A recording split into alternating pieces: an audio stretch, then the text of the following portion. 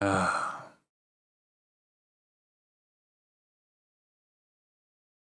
going live. We're going live. We're going live. Sub Shredders, let me know when you can see me. We got a lot of tracks to go through today, so there won't be too much mucking around, but we'll still obviously chat, have some banter potentially, see how we go. And yeah, I know I'm big on the screen. I'll go small in a minute. Yeah. How you doing? Got myself some. Sup, Elsie? How you doing? Welcome to the live stream.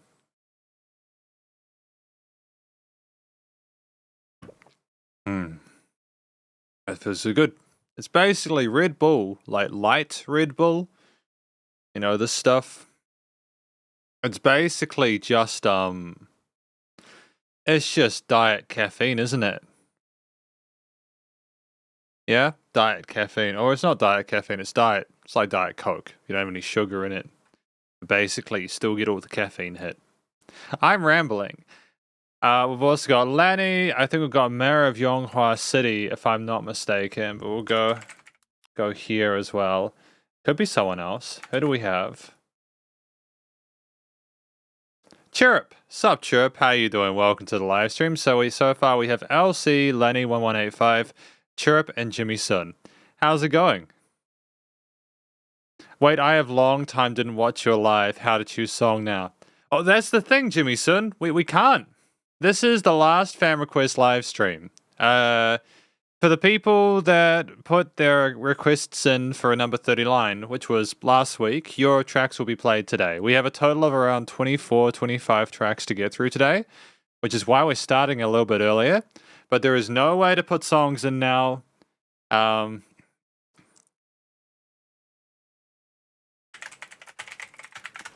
Yeah, I know. To be fair, I don't use it often, but I really shouldn't use it at all. I just wanted to make sure that the last live stream today wasn't like super low energy Logan or anything like that. You know? So I have been sleeping better, mind you, but I just also want to make sure I've got the energy to be, to be here, to be noticed. So we're going to go over to here. And yeah. Also, just before I continue, for anyone watching this wondering where the JHL Album 14 live stream is, it will be on the 9th of September. I have scheduled the 14th JHL album review for the 9th of September. And after this, I'll link to that on the community post. And then the final JHL album, as we reached 10,000 subscribers last week, which was wild, or this week. We went from like 9K subs this time last week to like 11,000 subs as of today. So we're taking on a couple of thousand new subscribers over the week, which is cool. It was thoroughly unexpected. I have no idea what's going on. We got like 2,000 subs over the space of like 4 days, and then like another 80 over the last day or so, but which is interesting. But I can't see them coming from specific videos, so we'll just have to see whether we'll figure that out. But anyways, I'm guessing it's because of the like the people wanted to get to 10K for the JHL album, but also it could just be people finding the videos in the algorithm. Who knows? I'm worried you'll be tired when you're reacting. No, it's all good. Look, honestly, man, I think the way to think about it, Jimmy, is that I am always tired. I am always tired. So don't worry. It's cool. We are going to be listening through each of these tracks from start till finish. We're going to hear what we think. Now, gentle reminder as well, because of the way that the system works, I don't have access to the people's names. So, like, I don't know what your username is in relation to this. When I was getting the when I was getting the list of stuff off of the community post, it had these @ things as opposed to your actual usernames. I don't know why YouTube did that, but we're gonna start with C Reddit or Credit with their track GAM. And this one here. So let's go. Let's get started.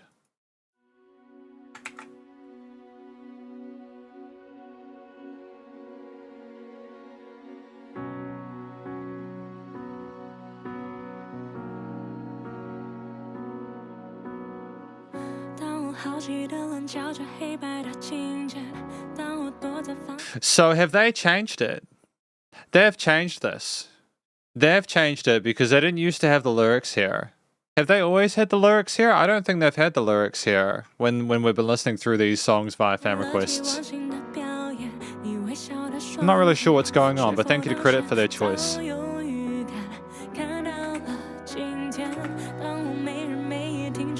Sky has no limits, apparently.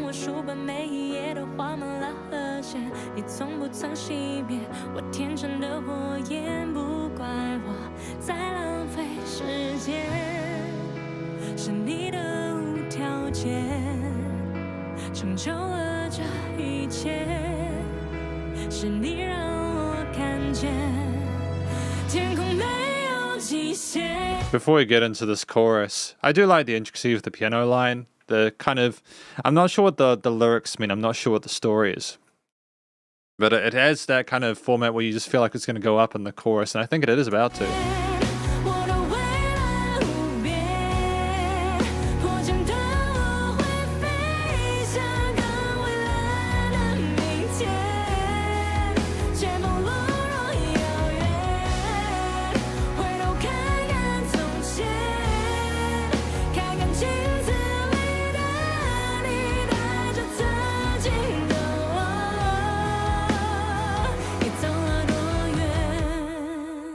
Nice to have that point of, it's nice to have a rest after it as well, for there to be pause to allow for that sense of change in dynamics.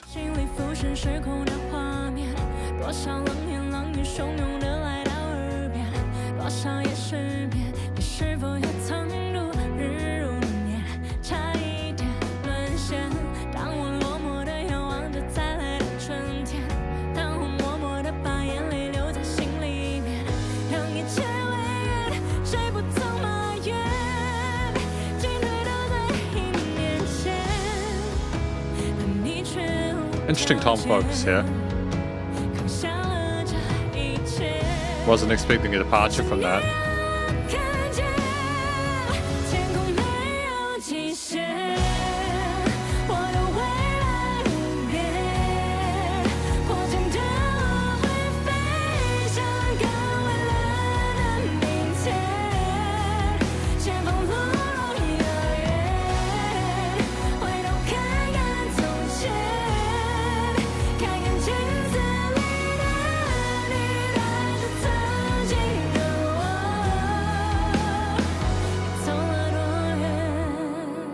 Reasonably safe composition. I'm already where the GM can sing.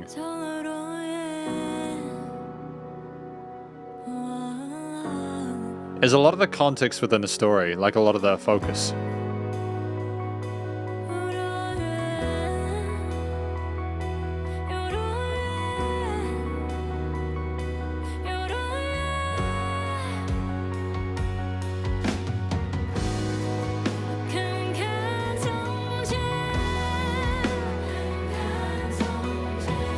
It's nice that the backing vocals coming in to kind of spice it up a little bit. Had a bit of a difference in the vocal blend and the stereo feels.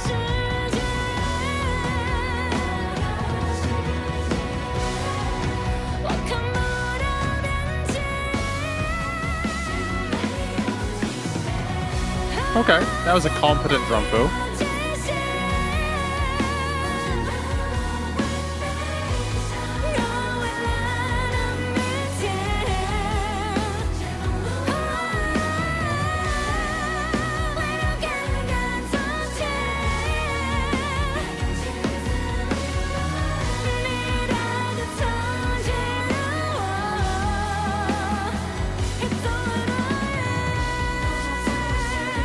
And back and focusing on those advisors.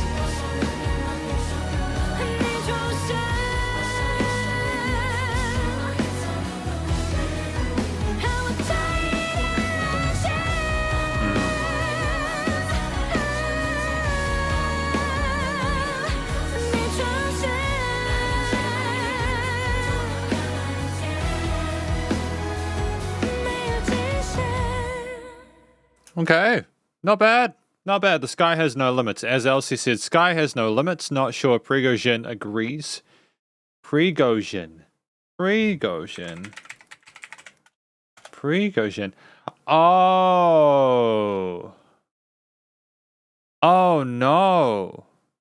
Oh, that's the guy who died in a plane crash recently, eh? Man, that is not a fun time. I call conspiracy on that. I call conspiracy on the Prigozhin thing, to be honest. I think that there was more to it than just a plane crash, but this is not the time and place for my conspiracy theories. 3 things I liked about this track, This Guy Has No Limits. 1, I think that GM's vocals are on point. Clearly she's comfortable within her vocal range, and this is a very sort of like this is an expected level of performance from her, expected level of quality from that. The backing vocalists in the outro section and the interludes were great because they forced us to focus to go onto the sides. And it was almost a situation where we allowed ourselves to be taken away from GM as a focal point. And I don't necessarily mind that when it's done well and the harmonization with the rest of the elements is nailed. And they did that. I think the third thing I enjoyed there was some of those drum fills. I thought the drum fills were done quite well. I mean, they pocketed for the vast majority of the piece, but some of the 16th note grooves that we had between sections going up into the outro chorus were spectacular. So well done. Great first track for today. We have got Leon Chan next with the Bee Gees, a very different track from this GEM piece. But thank you to C Credit or Red Credit for their previous pick, and we'll user II9. Oh, hang on. Oh no, we skipped a piece. We skipped quite a lot. Oh, it's because I pressed the gap as opposed to that. So we have user II9FL20D9N. This is this track, I suppose. Mango Jump.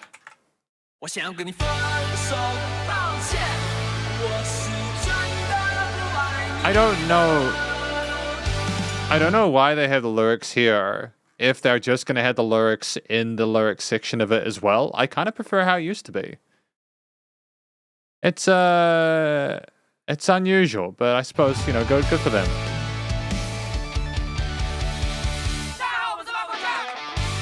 Shin Formosa Youth.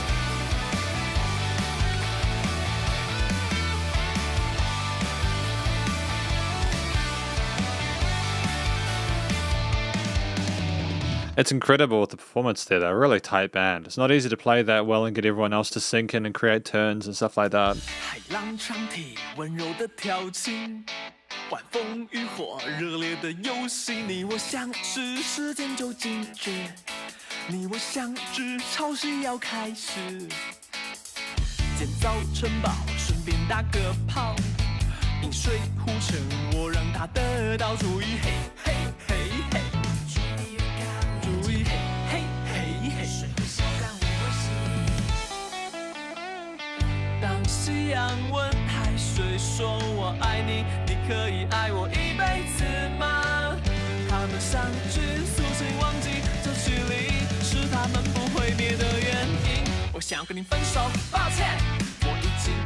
Would have been nice to have more oomph going into that chorus. It seemed a little bit too constant in terms of the syllables.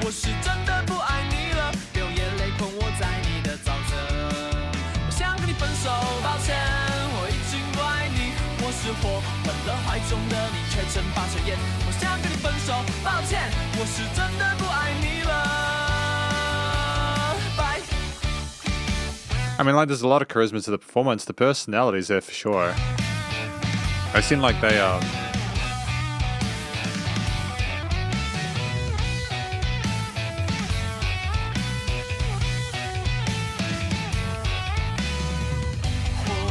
seem like they're having fun.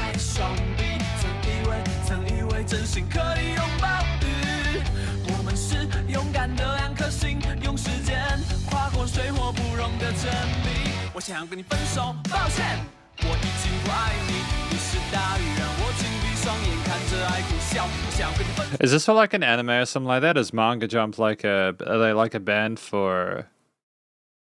Do they make like intro themes and stuff like that?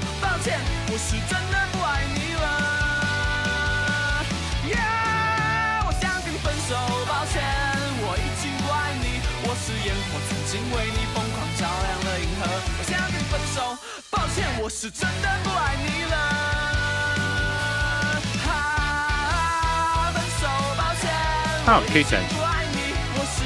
That's some interesting synth sequences.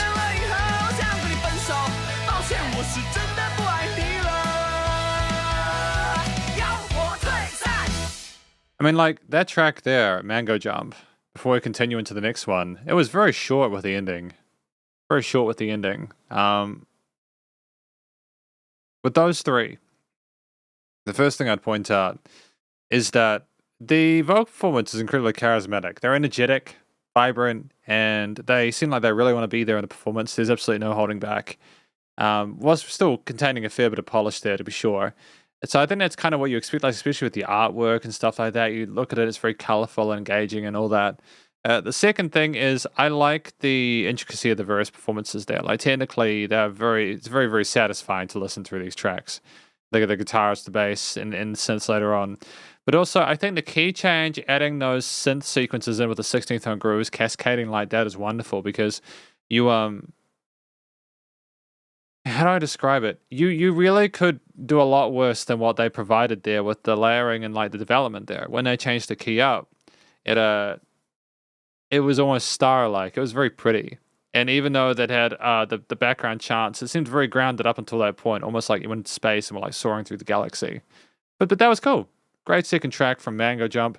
Thanks to user II9FL20D9N. I mean, like, to be fair, if we were going to continue doing these fan request live streams, I would need for YouTube to go back to the old system they had where, like, you could actually see who was, submitting picks because I have no idea. I can't relate that name to what's going on. What's going on here? It's interesting. But we've got JCHAKH with Right and a Wrong Way from Keith Sweat. I haven't listened to Keith Sweat before, but let's do it.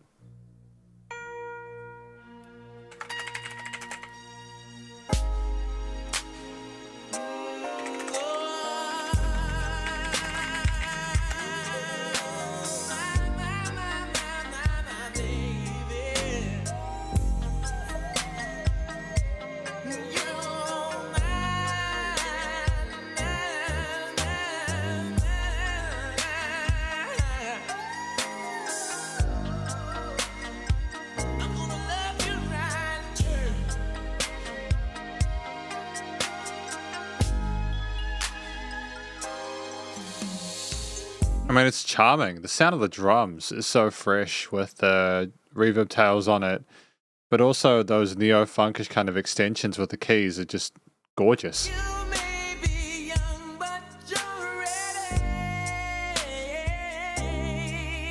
Very old school. Absolutely Jean Clark.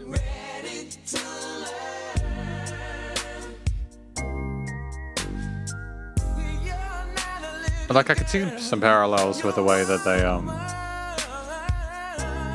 produce modern lo-fi hip hop and such.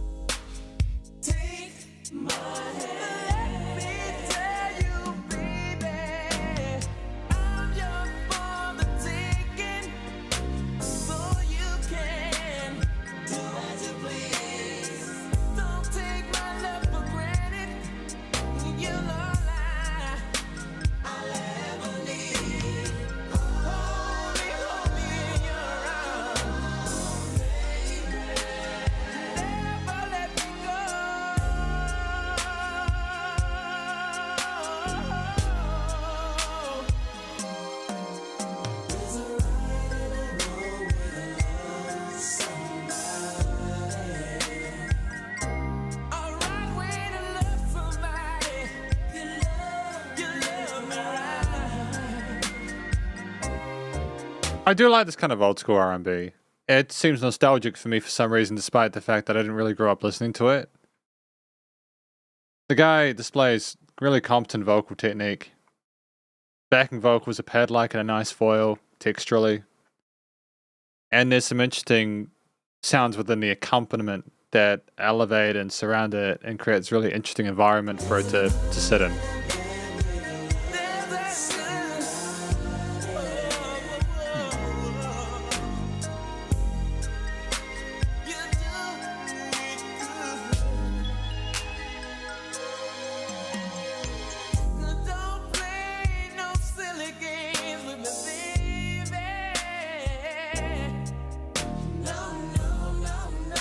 I mean, that's one of the fiercest sidechain double kicks I've heard in quite a while.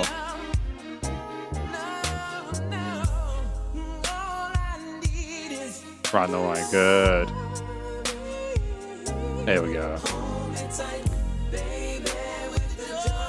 Alice G Group. That's cool, I didn't realize.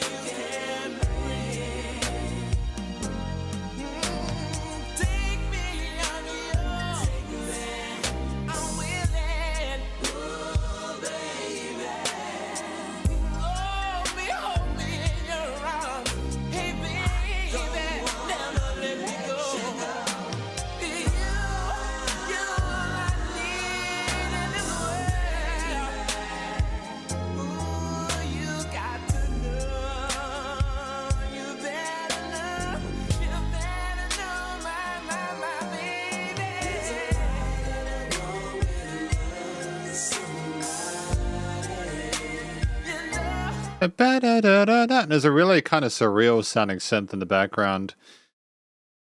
It kind of sounds outerworldly.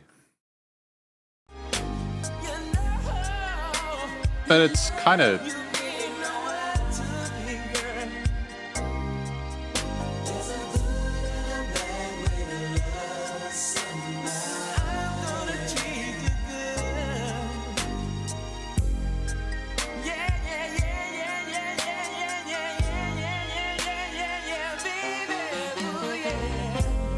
Oh, and the saxophone.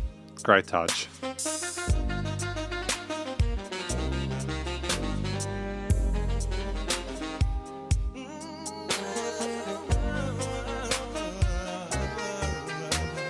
Is that an actual saxophone? Because the way that the phrasing of it and the way that it attacks the note is kind of unusual.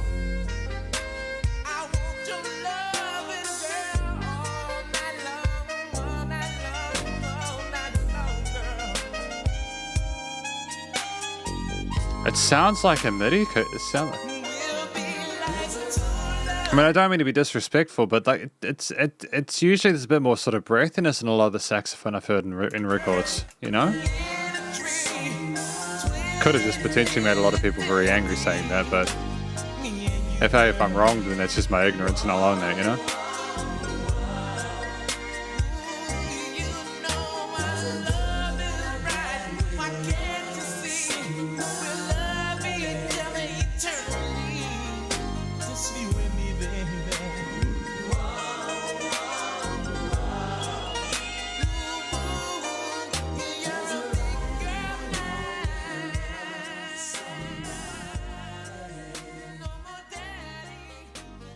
So what is this about? Like getting with a girl and you're not dating a little girl and like you're gonna turn her into a real like treat her like a real lady or something like that? Is that the intent with that? Interesting story. I mean, like I think this track by Keith Sweat was great. I liked listening to it. I think the highlights for me were one, the interesting sounding keys with the funky sounding basses. You know, it was just cool sounds that they chose for this track. You know, I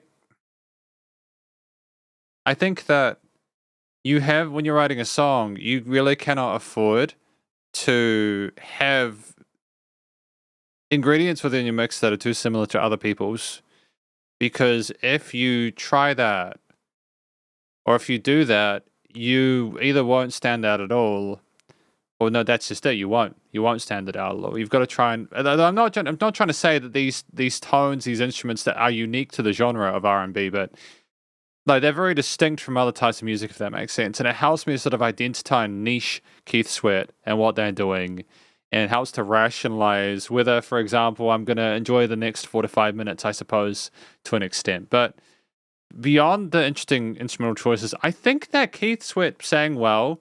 He really sounded like he wanted to get to know that girl, so the performance sounded genuinely authentic. And I suppose as a final note, just the hella tight sidechaining of the kicks in the mix. I liked how assertive those kicks were when they cut into the mix. It was a really full, thick sounding arrangement, but they mixed it really well, and the filtering, notching, EQing was good. So yeah, thank you for that, JHECH8KH. I'm assuming that could be Jay's music. Gerald Levere, Keith Sweat, Johnny Gill, R&B 90s. Thank you for letting me know. Appreciate that. Ruo, hi, I'm happy to catch your live stream. I hope you're doing well. Thank you, Rua. Nice to see you too. Hopefully you're having a great day today. And hello, Blue Dinner Box. How are you doing today? We are playing through the remainder of the fan request livestream choices from number 39 today, which is why we started a little bit earlier. But we are going to be continuing with this track here with Rua. This is Rua's track. There we go. This is Bucktick. Let us go. Let's do it.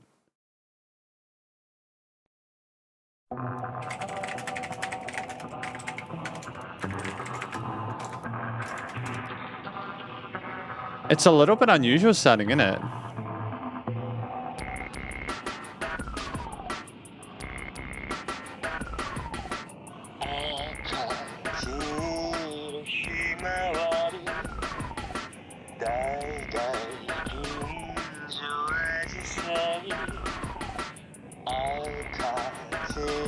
Really intense filtering, isn't it?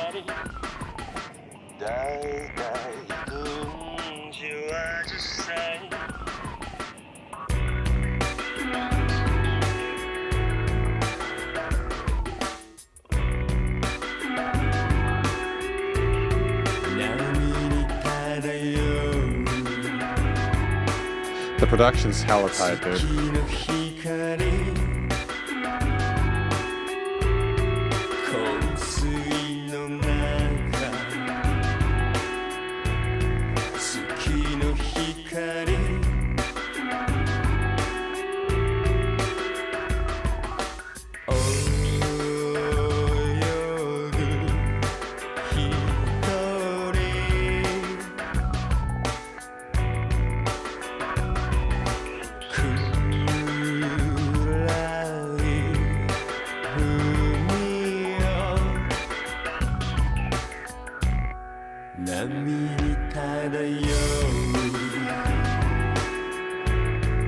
I mean, like, when I listen to this, a part of what stands out is just, how would you describe the instruments in this mix? What kind of aural aesthetic does it have?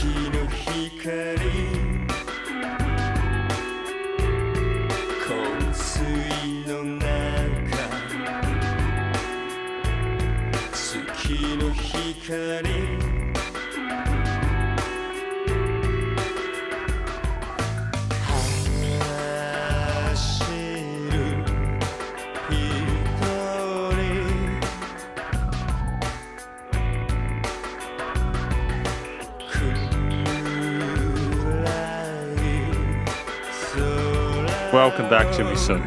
Welcome back.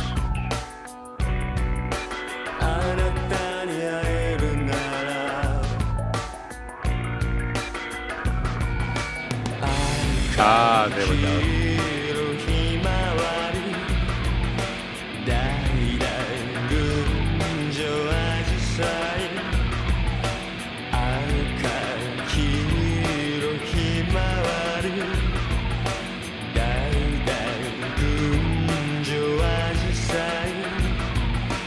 It's an interesting guitar tone, the distortion now. I don't know why I was expecting it to be heavier, but like it almost the fuzziness suits the decrepit sounds coming from some of the other elements there, the glistening of like they found. But then there's some really pretty keys coming in one part of the stereo field, and then you've got feedback on the other.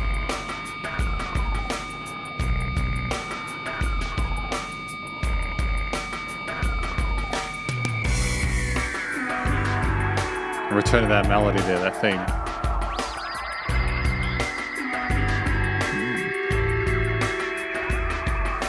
I wonder if that's violining on the leads.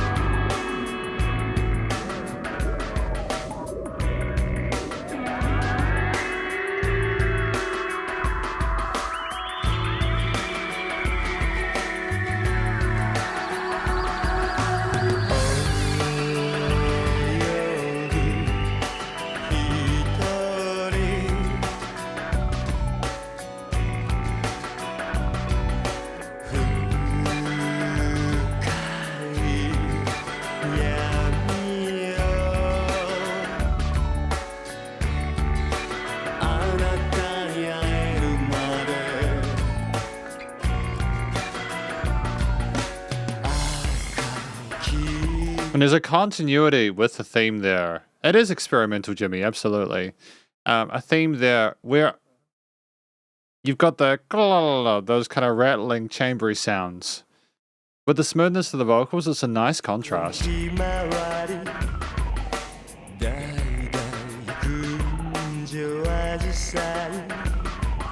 It's almost industrial in its aesthetic, you know?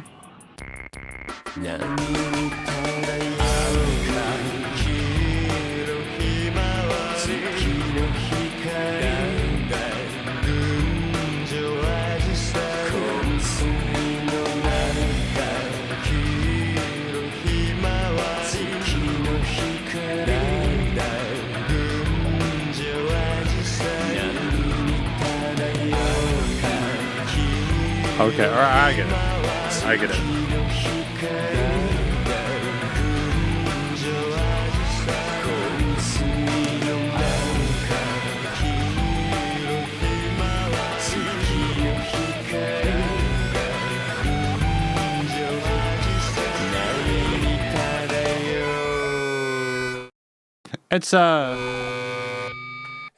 It's a great song. Hang on. Whoa. Let's just chill for a minute. This song by Bucktick, submitted by Ruo, which is great. Moonworld. Apparently this is titled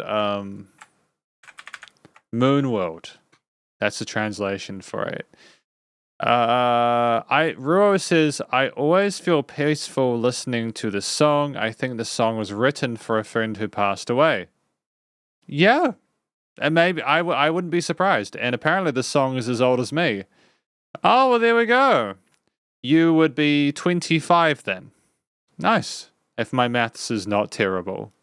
Nice. 25 is a good age to be. Noel says, sounds like Doorway. Yeah, I would give it that. I would give it that. I can vibe with that.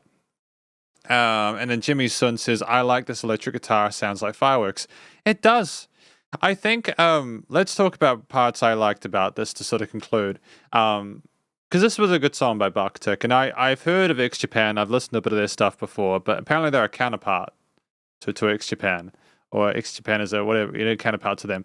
It's the unusual use of the guitar in this, not as a dominant rhythm or sort of backing component, but as more of an aesthetic device. It's more like a fuzzy thing that happened occasionally with the choruses to add a bit of an ominous nature to it, but like you're almost in a dream sequence. But it's more like with some of the reverse takes, I think, like they might have gotten like reverse delay or something like that to smooth out the edges on the attack of the actual strokes themselves, and done some volume pedal stuff to go wow like that. It could also be a synth, mind you, but I just think the guitars were used really an interesting way in this track. But the next thing I liked about it, number 2, was the vocal performance. It was so low key. It was very much within that one octave, maybe moving around a little bit. But I can understand how this song may have this band might have influenced bands like the Gazette, Nightmare, or all those kind of bands that came along a bit later on. So I can definitely hear the resemblance there, which is cool. I can understand how the sound might have been informative and inspired other acts in future. But I suppose the third part I liked about it was that it never really got bigger than itself. It stayed relatively low key throughout, and that is a brave decision to make. We have a bell curve dynamically with music where we can always keep going up or bring it down, but it's very rare that we can really kind of make a track sound similar throughout and that still be enjoyable. And I think part of that is the control of the loudness of the various instruments within the mix. It's just a very smooth mix. But also I think that it was more sort of a somber vibe to the motif, so we didn't really feel the need to elevate or kind of diminish it too much. So I think that was a great track. Thanks to Roth5365 for their request. Thanks to everyone so far for putting your choices forward. We've got Leon Chan 2301. Jimmy Sun says, I'm a bit confused about the song. Is it post-rock or progressive rock? I think it'd be post-rock. Spotify is saying it's Visual K. If I'm not mistaken, I think that it might be Visual K. I'm going to go with what Spotify's telling me, but I'd say it's more post-rock than progressive rock. And let me know if I'm wrong in the chat. Yeah, I'm going to do that now. Hang on. Was your track today, mate, or was it last week? Oh, yeah, this is going to be a bit spicy. Jean Clark. Okay, cool. Here we go. Found it. Good. But we found it. So we've got Leon Chan now. Let us go. All sorted. 1st of May from the Bee Gees.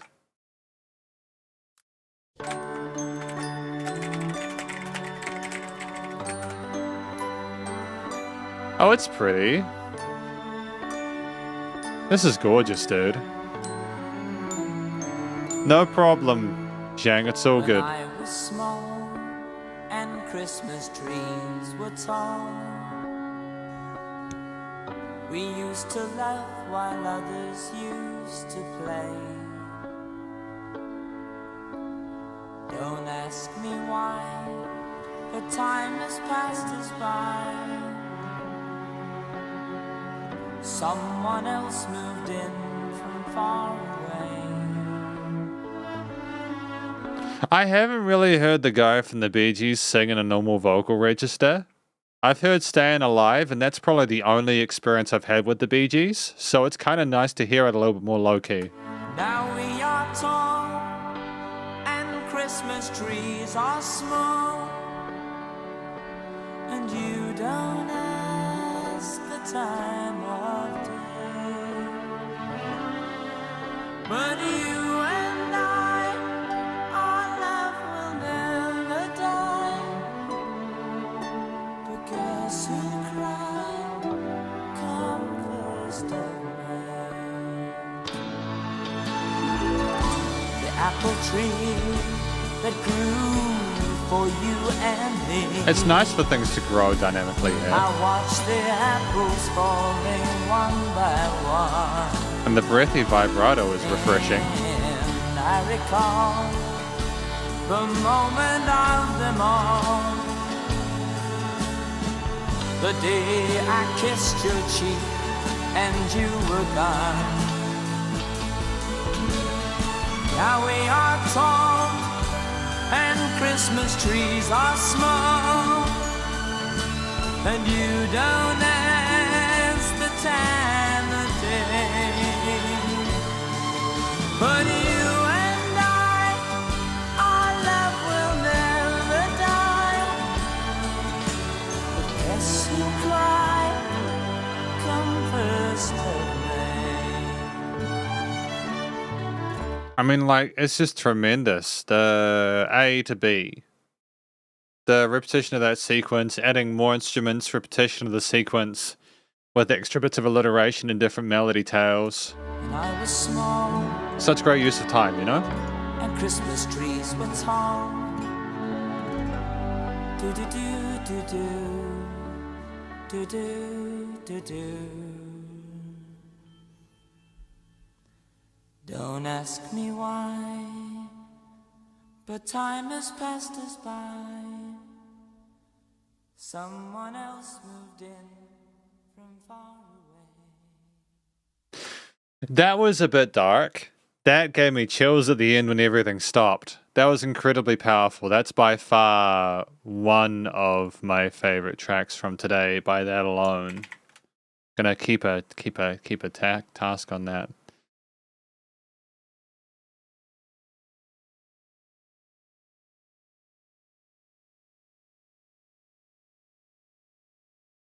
Okay. What do I like about this track? I'm just trying to figure it out.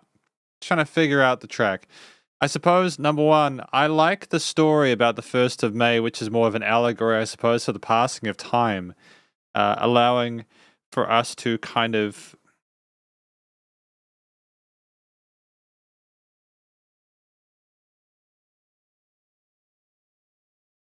I don't think it's literally talking about a person. It might be like a group or an environment that they miss. Our love will never die. I kissed your cheek and you were gone. I'm pretty sure it's figurative. I don't know who the someone else moved in from far away is. I think that the story is pleasant to listen to and makes you interested in the track whilst remaining relatively ambiguous. You can take it literally or you can wonder for the rest of the day about it. That's good duality right there. The second thing I liked is that transition into the midsection there with the drums and the extra string parts and the cute little bell sounds and the twinkles and all that. The 70s string section there, it's stunning. It's probably my favorite song from the Bee Gees because I just think, I know Staying Alive is such a banger, but this just seems a lot more grounded and sincere and like it's not trying to pander to the audience. It seemed, especially at the end when for me, my third favorite thing about it, not in that particular order, but like probably actually ironically my favorite thing about it is that things just kind of became quiet at the end. I think it's so powerful, to allow there to be silence, to not need things to be too massive even until the end. You could hear the breath of the guy before he sang. It was wonderful. Really great song. Thank you to Leon for that choice there, for that request. I'm going to be looking forward to checking out this fan request, this playlist outside of these fan request live streams because there's so much good music. So much good music. But we got the track from LC now. Simon and Garfunkel, Bridge Over Troubled Water. Let's go.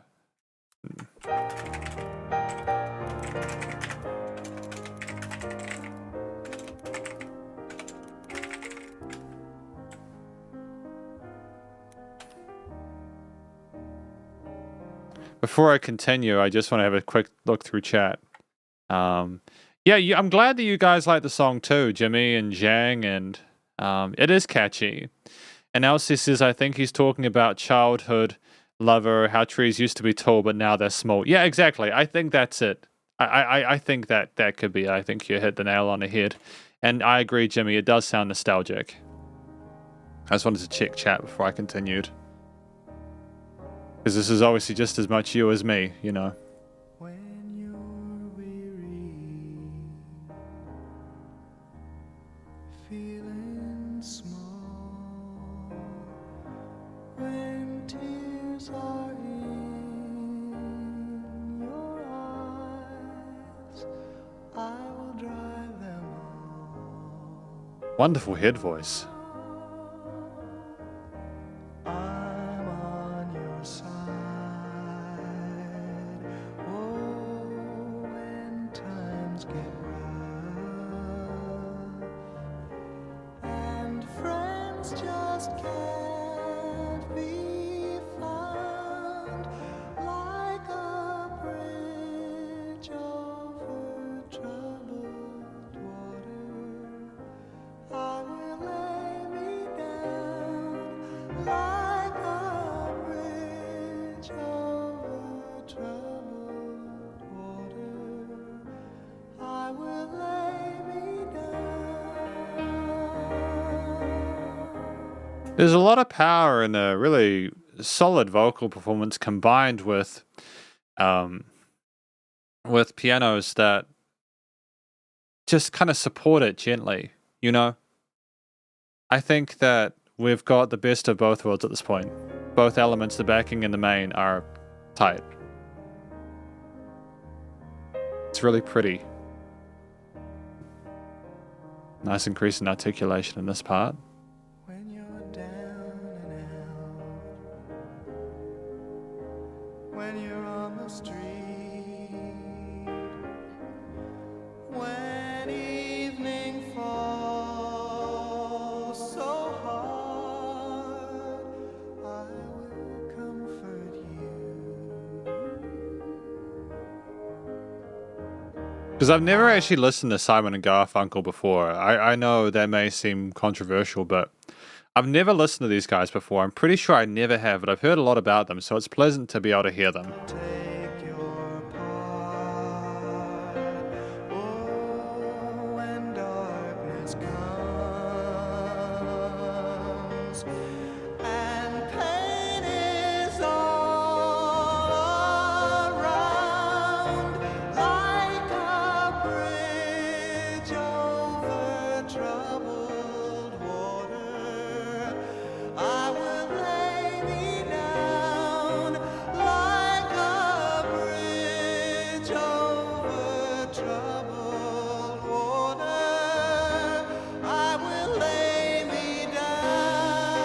Oh, minor turn.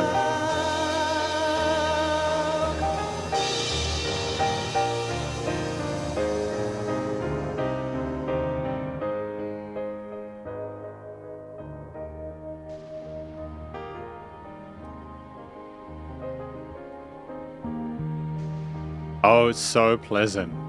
You can hear the bass on the right side. On the left? Oh.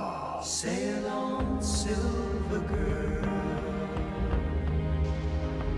Sail on by. Your time has come to shine.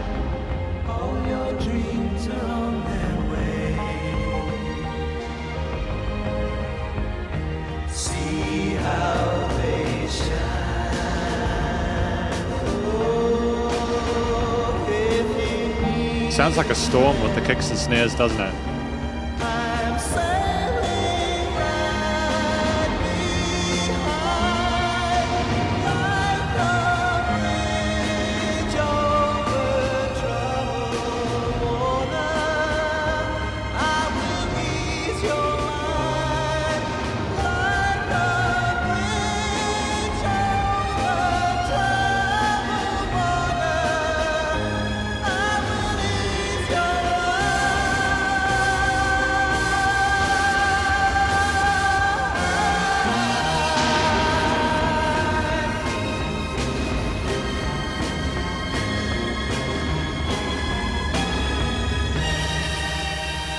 Wonderful.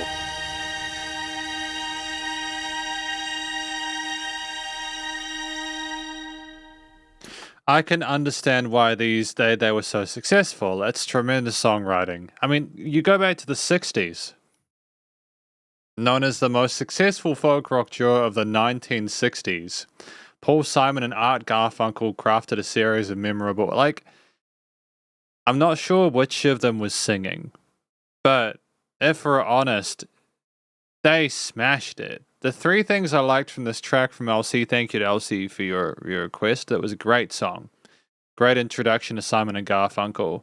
Yeah, I agree. I mean, I know that Zhang, Clark, you mentioned the fact that you thought a lot of these songs are gentle, and they are. But also, if we're honest, it's okay for stuff to be gentle, man. Sometimes the heavy stuff, the energetic stuff can kind of tire you out a little bit. So it's good to have chilled stuff, especially on a weekend. But three things I liked. One, I think that tremendous vocals, fantastic vocal technique, smashed it out of the park with the vibrato. The increase in intensity at the end of the song was wonderful as well. They really emoted appropriately for it and sold the performance there, soaring above the strings and everything else. Two, I think that the gradual development throughout the song and the inclusion of the instruments, especially with the bass coming in around the halfway point and then the drums, it's such a tried and tested formula nowadays. But I think it's really important to note that in the 1960s, modern music, the contemporary structure of verse, chorus, wasn't as polished in the 1960s as it is now. It was not as common. A lot of people were still trying to figure out how that stuff was going on, how I wanted to do things. And they did it well, and I think that the strings on the sides are tremendous. But I think a special shout out to just the panning of the various instruments within the mix. I think that with the bass coming on the sides of the stereo field, it's such an unusual thing. But because it's unusual, it takes you by surprise, and you get sucked into caring about it. And it was really good studio production. So easy to do nowadays, but back in the 60s, it was not nearly as easy to do this stuff. And it was just tremendous. Gets huge sounding at the end. Great changes in dynamic range. Fantastic overall crescendo throughout. Yeah. They are musicians. Thank you, Elsie. Fantastic. You guys have sent through a whole lot of tracks that I've really enjoyed. And this is definitely one of them. So thank you for that. It's very rare that I haven't enjoyed a track you guys have sent through. Yeah, we've added that to the thing. But we're going to continue with TKS Lux. Dialogue. I, me, my mind. Let us continue. What do we have?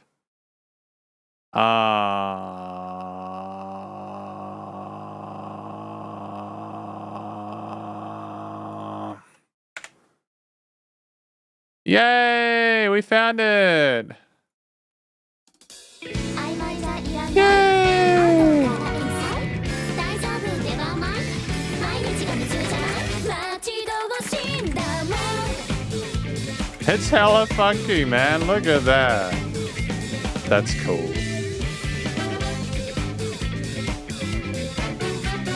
Oh, the energy is wonderful, dude.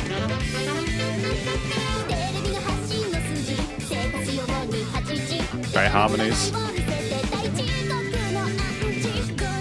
タフィクションかき集めたフィクション風邪ひいちゃって白書それになん感じがね足りないのは時間じゃない刺激驚きスリルが欲しいの曖昧に嬉しい時も悲しい時も Oh, and no sense. Organs?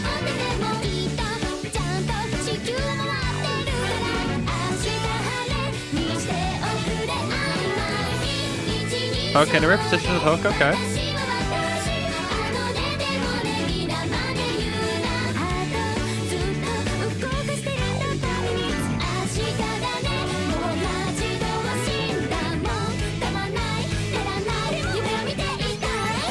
How do they fit in all these different singers? Because there's 8 of them on the album art, right? Very kawaii. Nice. I agree with Blue Dinner Box. I think that'd also be cool.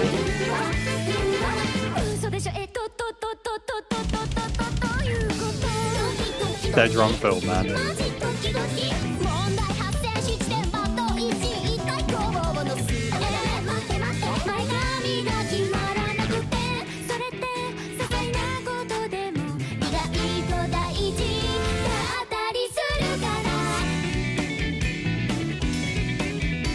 Just got a jazzy guitar solo now, apparently.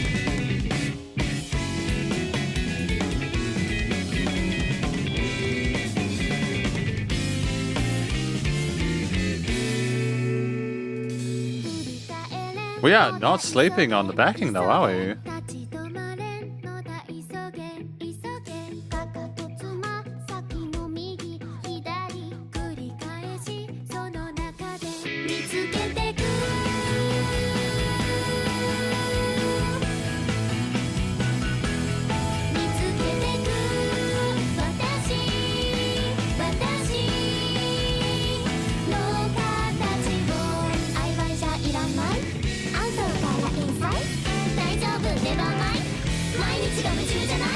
Who do they have as the drummer for this band? That's going to be something we talk about at the end, because the drummer for this band is absolutely phenomenal.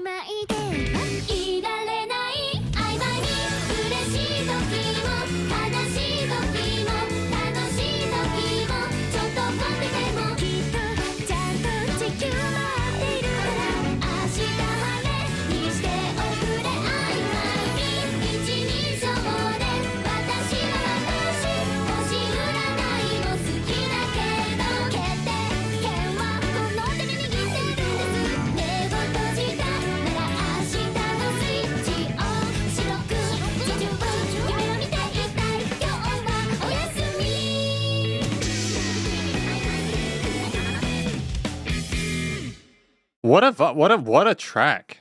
Like, I think that this is one of the most kind of batshit insane tracks I've heard in quite a while. I mean that respectfully, by the way. I don't mean that in a derogatory way. I think it's awesome. That's we're talking about Elsie saying the random mood changes in these fan requests always crack me up. The changes within this track cracked me up. Like, let's 3 things. 1, I think the vocal performance was as kawaii des as we needed to within this. It's very on point, on brand. It's exactly what I am expecting when we have like a group of 8 ladies on the album art. They're dancing, they're singing their hearts out, they're having a great time. So that's par for the course. But the number 2 is the drums. Honestly, if I could, that'd be number 2 and number 3. Actually, we're gonna make the drums number 2 and number 3. No, and the way I'm gonna do it is 1. The second thing is that fill with the double kicks. And a track which is predominantly funk centered. Just a like that. That's just crazy stuff. You don't hear that in this kind of music. But we were obviously like, right. The producer was right. I need you to keep a constant groove with those offbeat hi-hats, but then you can occasionally do whatever you want. And the guy was like, okay. And he just did whatever he wanted at that fill. And then that set the precedent for the rest of the track. I can imagine these guys live would be so much fun because of that. It's great and refreshing to hear there'd be that much freedom with the way that they perform and animate themselves. But the third thing is just the way that the drums then continued to sort of be spicy the whole entire time. We didn't just sit there with some 8th or 16ths. We rolled with the 30 seconds with some of those fills there. And with the bass line going between the octaves and the keys, and again, as Jimmy Sun says, the weird synthesizer, you just had a really quirky track, I Me My Mind, that was thoroughly enjoyable to listen to. So thank you to TKS Lux for that. Great choice, man. Great choice. We got G. Harry, 1918. Elton John, we all fall in love sometimes, so this will be interesting. Haven't listened to did I add that? Hang on. Did I put that in there? I did. Okay, here we go. Let's go. Continuing. This is a massive mood change again. You know. Wise men say it looks like rain today. It crackled on the speakers and trickled down the sleepy subway trains. For heavy eyes could hardly hold us, aching legs that often told us it's all worth it. We all fall in love sometimes. Absolutely Jay's music. Old school. Great to have that foil there with the woodwinds. Starlight filled the evening. We wrote it and I played it. Something happened. It's so strange, this feeling. Naive notions that were childish, simple tunes that tried to hide it. But when it comes, we all fall in love sometimes.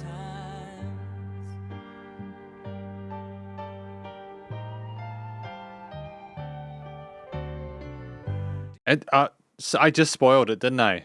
I was about to pause. I was thinking, why does it sound so sad? Why is he kind of sticking around that minor key so much? But no, I'll lay off. He answers it. Did we, didn't we, should we, Clever. couldn't we? I'm not sure, 'cause sometimes we're so blind, struggling through the day, when even your best friend says, don't you find we all fall in love sometimes? Okay, so I think that we're not sounding particularly stoked about the fact that we fall in love sometimes. Did we, didn't we, should we, couldn't we? I'm not sure, because sometimes we're so blind. I'm going to need time with this story. Not because I feel like I can't process it, because I think that everything else involved.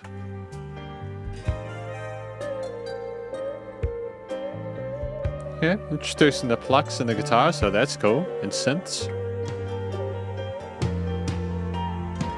Hi Shinyuda, how you doing? Welcome to the live stream.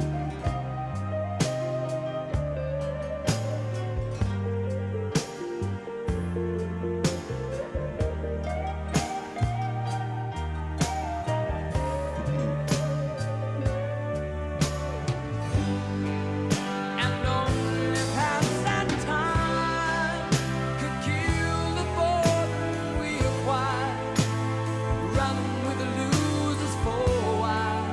But our empty sky was filled with laughter. Apparently, Andreas, apparently. It is the old school theme for sure.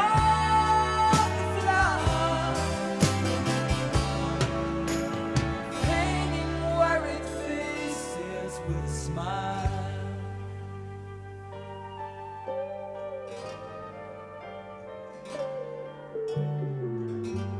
Wise men say it looks like rain today.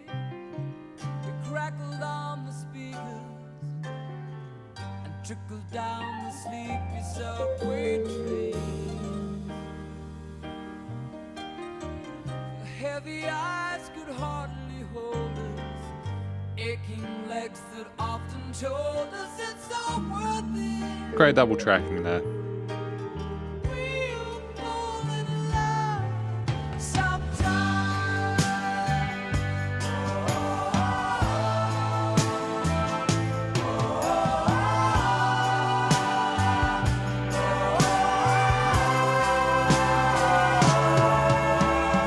We'll fall in love sometimes. So, how are we supposed to respond to that track? How do we respond to it? Okay, I enjoyed this track. Thank you to G Harry 1988 for this pick. Elsie says something with these old school guys is more heartfelt, and I'd agree with that. It makes me wonder whether I think it's.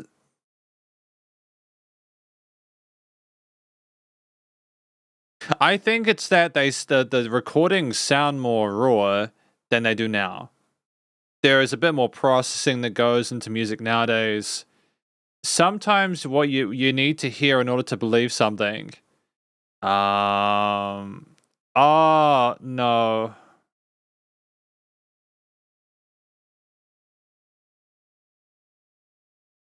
Yeah. Let's hi Jody. I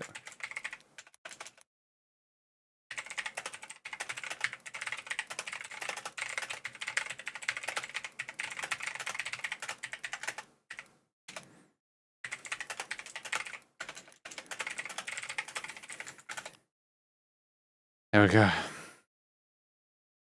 Cool. Hi Shinyuda, welcome to the live stream. Hi to Jody as well. If you're looking for some good music to listen to, please go check out the EP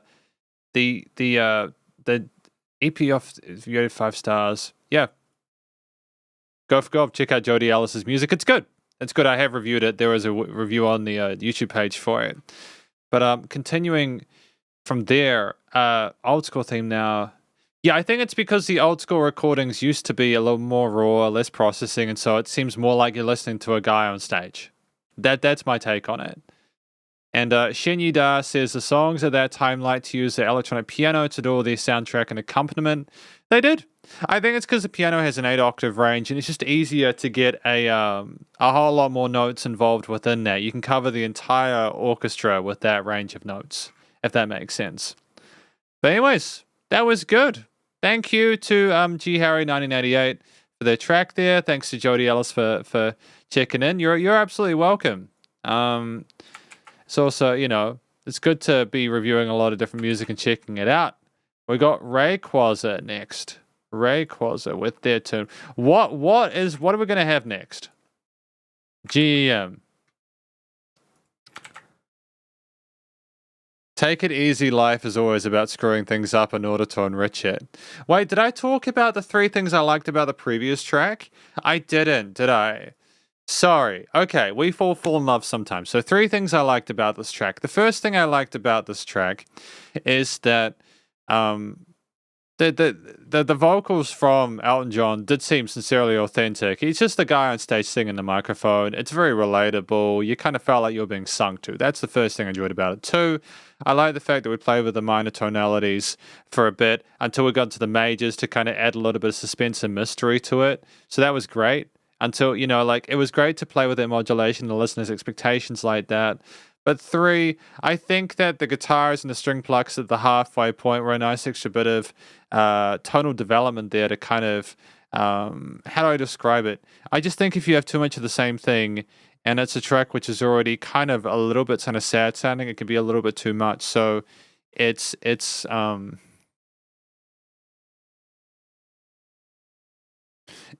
nice to have a theme that exists and adjust it just to continue to get it across the finish line, if that makes sense. Not that he needed to get it across the finish line. It's a great track, but just, you don't want to take your listeners' attention for granted. So continuing with this track from GEM, Let Us Go. Let's go.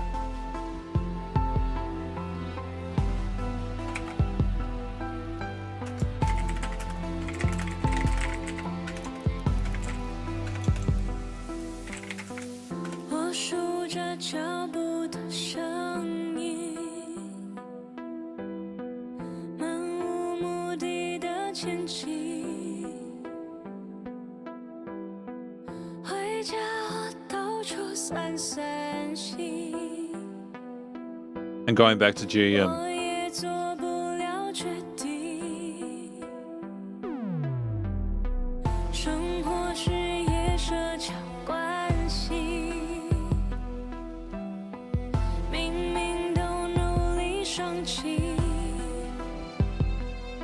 Okay, cool. In response with the strings, that's cool.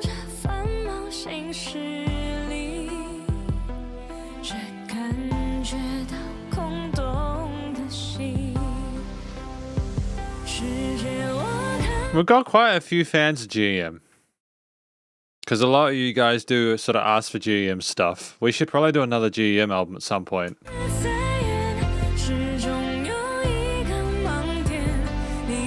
Eventually do her discography.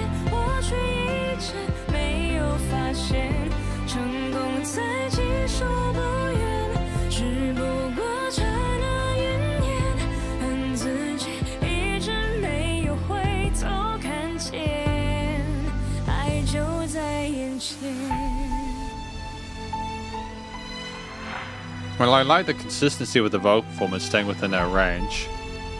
Great recorded quality of the strings.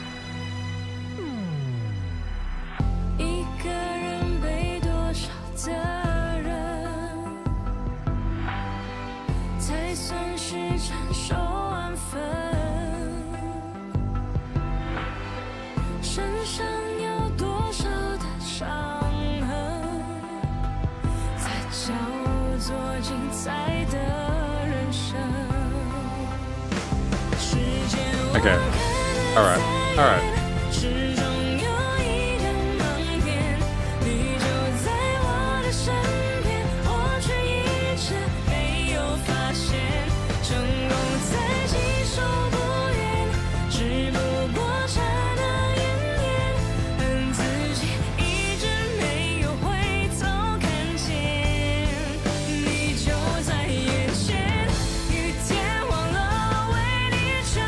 Nice to build the intensity here and a bit of drama with it.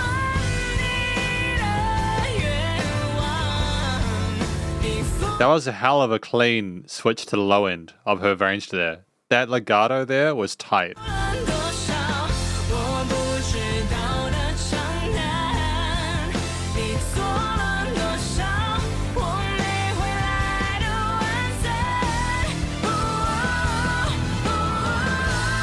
Yep, great. Yep, that was more than acceptable.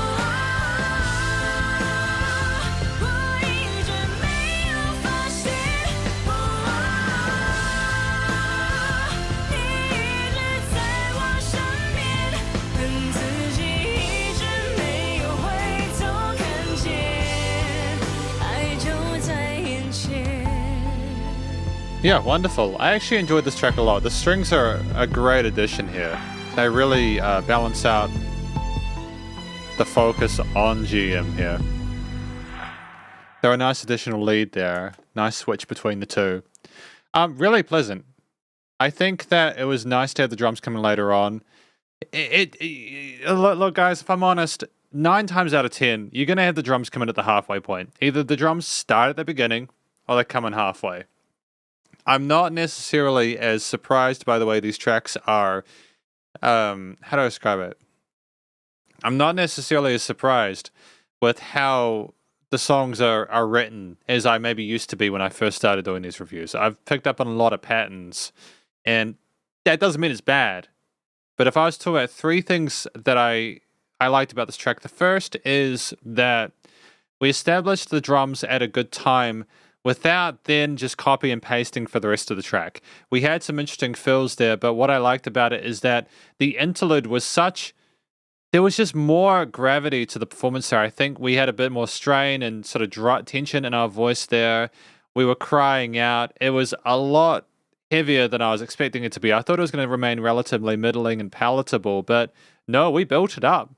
And then because of that change there in the approach, it was very nice to come back to that chorus almost as a safe space. I think that it's well done. I suppose the drums not being the same as like 1, and then the vocal changes 2. 3, I think the strings were a highlight for me. It's a great change in lead focus there. It makes me feel kind of sad when the strings are only necessarily used as a support device. Here, GM, they came away a little bit and allowed GM stayed away from the mic and allowed the strings to have their time in the sun, and it was well worthwhile. They were a great tonal sort of like adjustment there and provided a nice way of lengthening the track in a way that made sense. So yeah, awesome. That's a good song.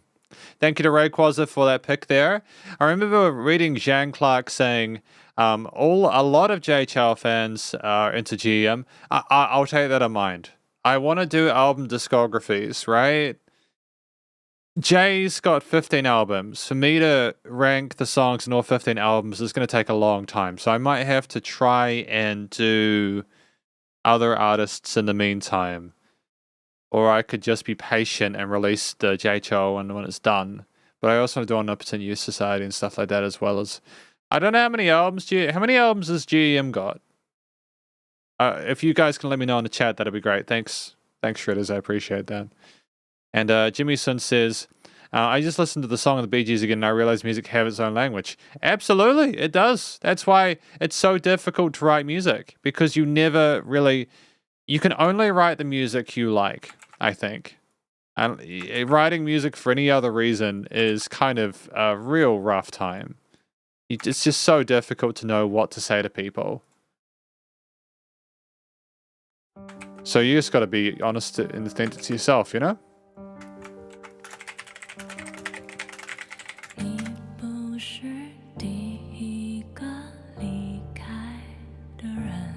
More GEM. Thank you to Lanny1185 for this choice.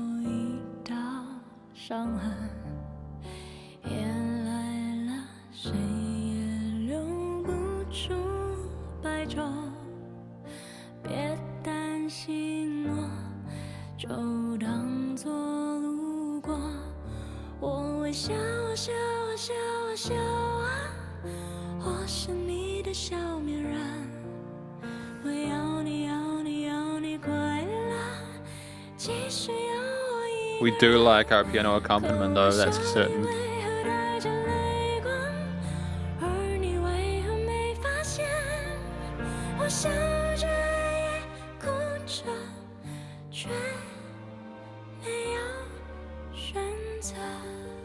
Her head voice sounds angelic in this. I think it's a nice adjustment there. I think if she's stuck in a head voice, or like her head voice sounds angelic, I think if she's stuck in a chest voice, it would have worked, but it would have been like a little bit too heavy with the piano to differentiate from previous tracks.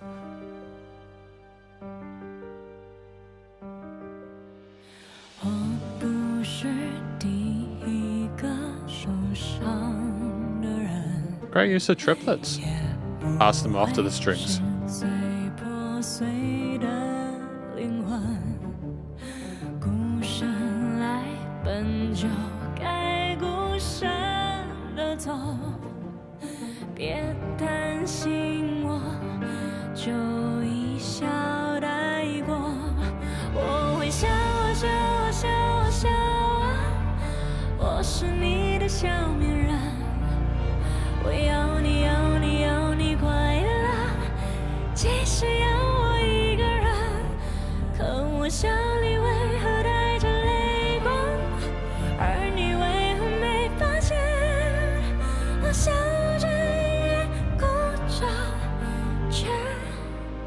都是真的。 It was nice to have that big bash there, that dull thud, you know? And sup, Lucifer, welcome to the live stream. Thank you for subbing. This is interesting to watch after blowing my voice out to musicals. Well, hopefully your throat feels better soon.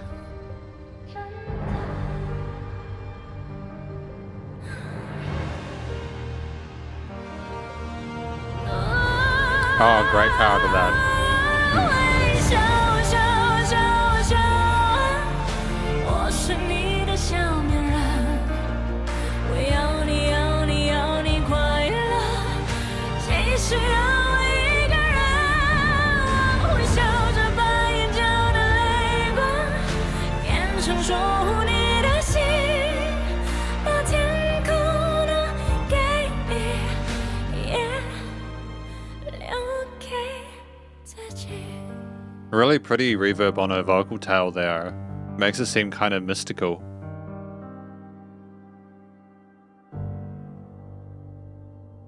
Cool. That's an interesting track. Just making sure I'm not missing anything at the end, you know? Nice to allow that to just be space.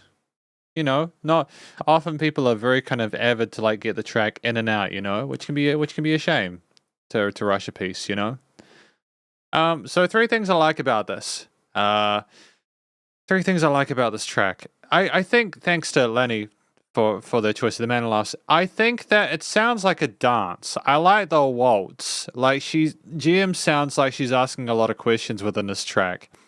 Like she's spinning and dancing around, oscillating, unable to find a solution.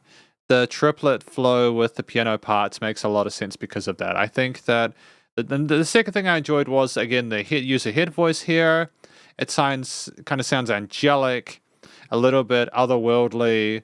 It kind of sounds a little bit fragile and vulnerable, and that's in a very alluring sort of tone for a track like this and helps it to stand out in the arrangement. But I suppose, finally, the last thing that I liked about this track is that I think that the last section there with that big chorus, with the huge amount of sub bass resonance there, well, not bass resonance there, but without a solid movement with like a kick drum or something like that, was really cool to me.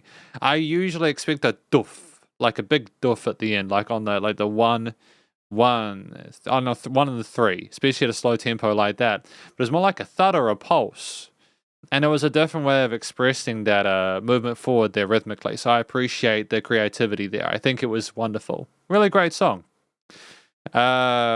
Jean Clark says, I think GM has 9 studio albums, including 5 mini albums. I could be wrong. Thank you. I appreciate that. Do you know if GM is putting out any albums anytime soon? Because if I was to do a discography review on GM, I'd want to make sure that there wasn't going to be another mini album released at some point. It's hard for people to know, of course, but I probably would hesitate on doing a musician's discography until I knew that they would not be releasing stuff for a while, so I didn't have to do an updated one. We've got Lucifer saying, I hope it isn't sore for auditions. My school is doing Chicago soon. Also, wowee, the song is pretty rad. It is. Glad you like it. Glad you like it. Well, best of luck for the auditions, sincerely. We got the next track, though, from The Man 55.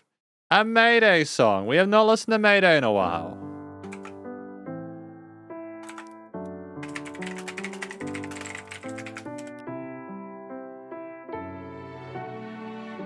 Haven't heard Mayday in a while. They're a good band. Oh, I've heard this track. We've heard this track before, I think. We might have had it on the fan request playlist, to be fair.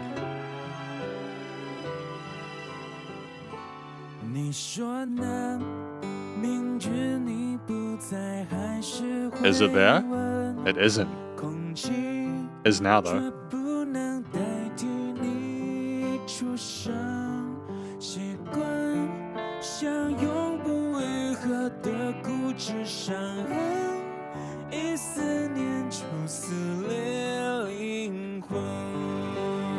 Really pleasant progression there.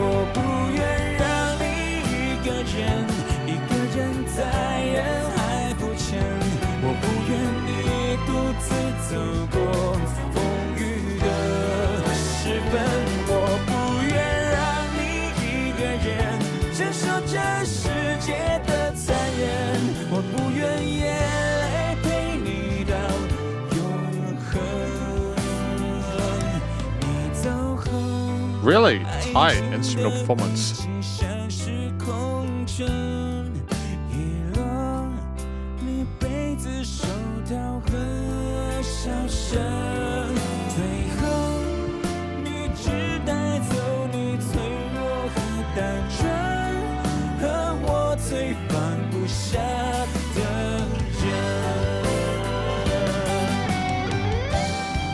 Ah, this is wonderful. Wonderful phrasing.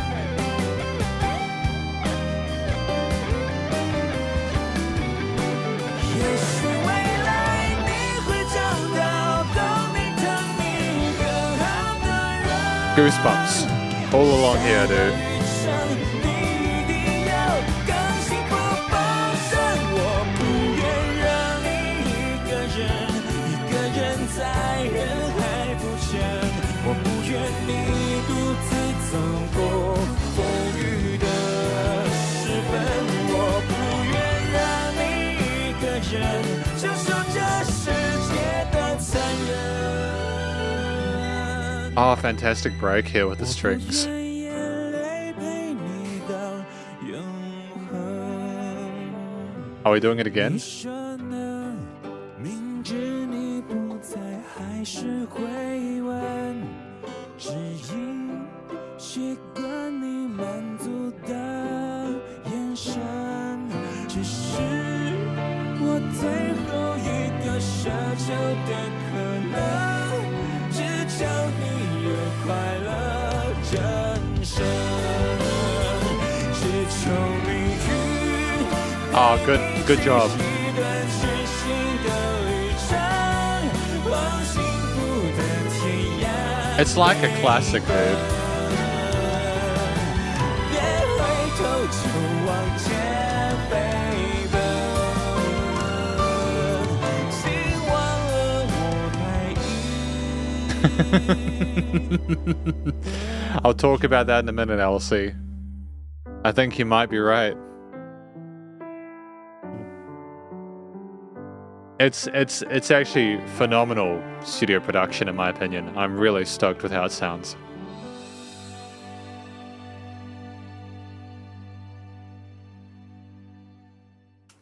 All right, let's talk about this track. Now, let me just go to Deepal and see if I can find it. Go move that over here.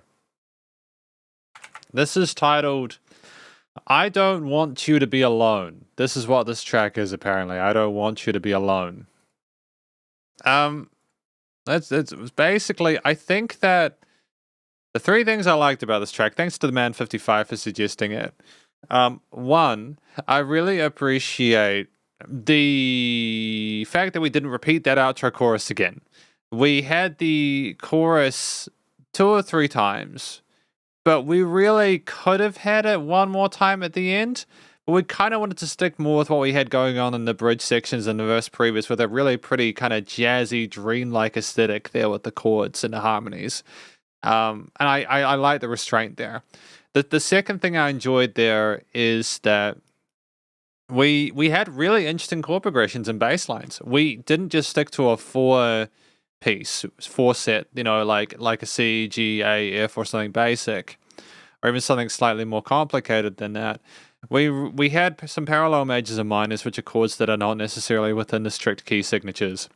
And it was just great to have unexpected moments within that harmony, like as well as little bits of extra, like kind of bars with like the strings to kind of fill out.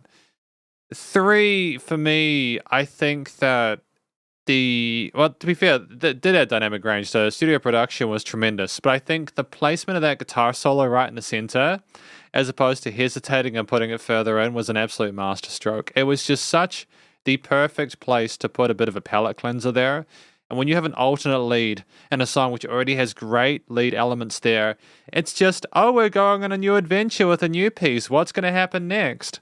I can only imagine the way that would have the only way this could have potentially been done better. Well, I can't imagine it, to be honest. I think that it's a really solid track. Really solid track. I have no complaints about it. This is probably my favorite track for today. I think it was really well written. So thank you to the man 55, as well as to everyone else for your picks so far. Yes, Lucifer. We do have Megadeth apparently. I don't know which tracks we have today. I'm going through the list and enjoying my time with it, and hopefully you are too. We got Zhang Zhenyue with this track. What is this one from Car 16? 写一封没有地址的信，想寄到你的心里，告诉你渐渐变淡的爱。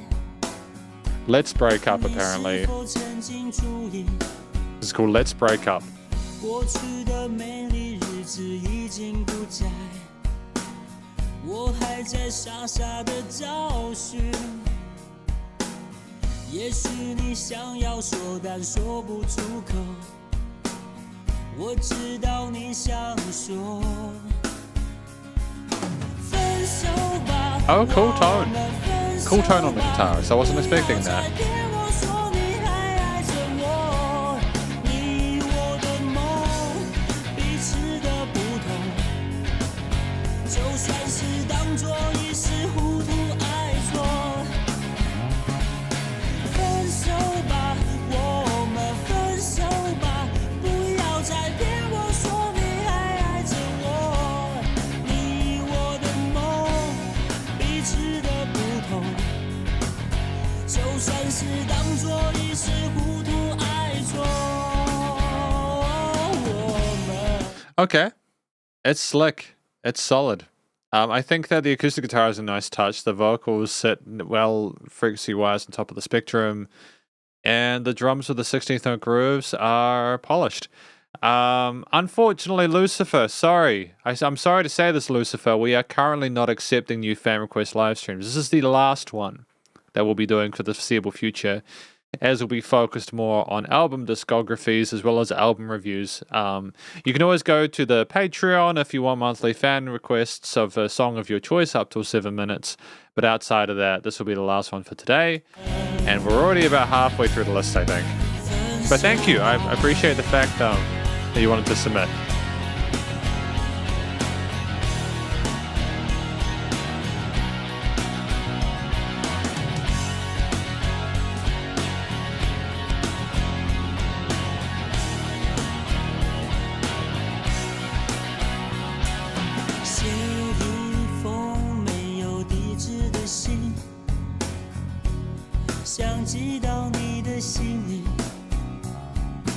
Nice to have a bit of extra activity in the bass. 渐渐变淡的爱，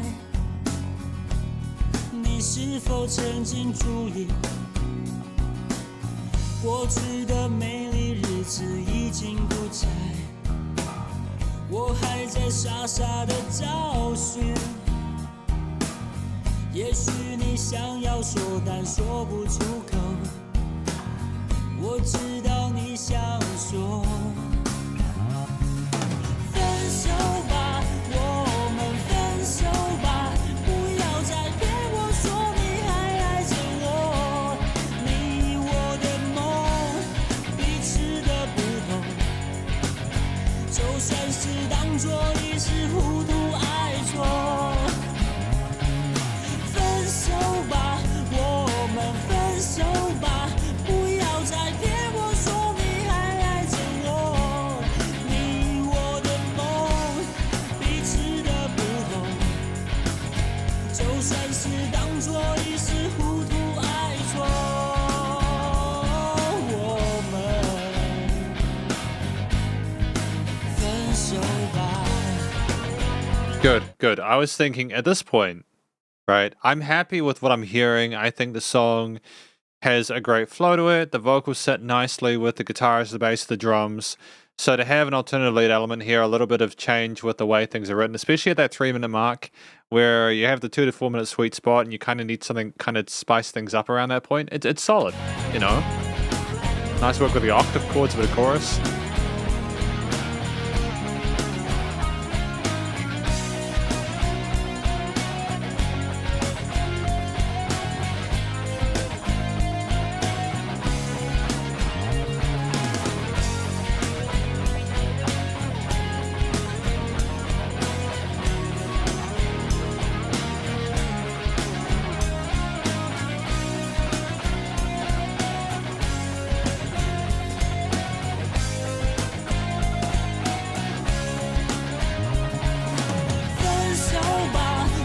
Okay, good. 分手 Alright. 吧，不要再骗我说你还爱着我。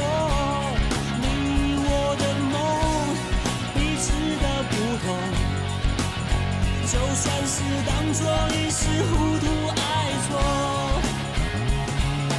分手吧。 There's also like a swing triplet groove going on, which is unexpected. I kind of dig that. I think it's cool when you can switch out the rhythms and grooves that you have in a track. Kind of avert expectations a little bit, you know? 我们分手吧，不要再骗我说你还爱着我。你我的梦， It's not an easy thing to play, to be honest. 就算是当作一时糊涂爱错，我们分手吧。 It's a satisfying resolution, though, nonetheless. On a fade out. That's classy. Alright.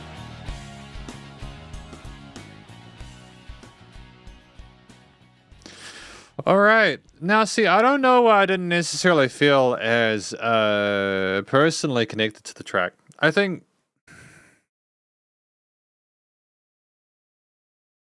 What do I like about it? What do I like about this song?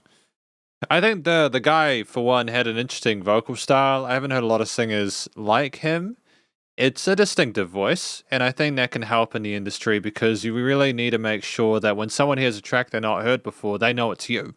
So I think that's cool. That's for one. The second thing I like about it is that it had that octave solo, having the using octave chords when you do lead stuff is a relatively inoffensive way of switching up the existing composition and layerings within it in a way where you get a bit of extra brightness and a bit of sparkle, but you don't risk necessarily playing any other intervals which could be detrimental unless you're really trying to find them within the scale shapes. And the third thing was, I think that having the 16th note triplets or the triplet groove on the hi-hats or the cymbals with some fills to go alongside that was worthwhile because we had it sounded a little bit more sort of bubbly and a little bit more casual. It was a little bit more approachable because of that. I think if that had just straight eighths the whole entire time, it would have been a little bit robotic sounding. As opposed to that's the difference. We had the dun dun dun part, the bum bum bum bum bum. That's the kind of situation we had there. The bum bum bum bum. So the groove, the choice of groove on the cymbals was fun as well. So there were things I liked about it. It's not necessarily my favorite track for today, but I can still appreciate why people enjoy it. Moving forward with that though, after that track. From Car 16K, what do we have? We have Seth and Swag Clips 021 with Eric Cho. Oh, Eric Cho.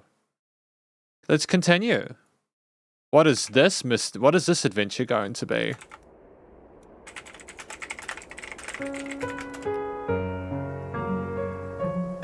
And we got Rain as well.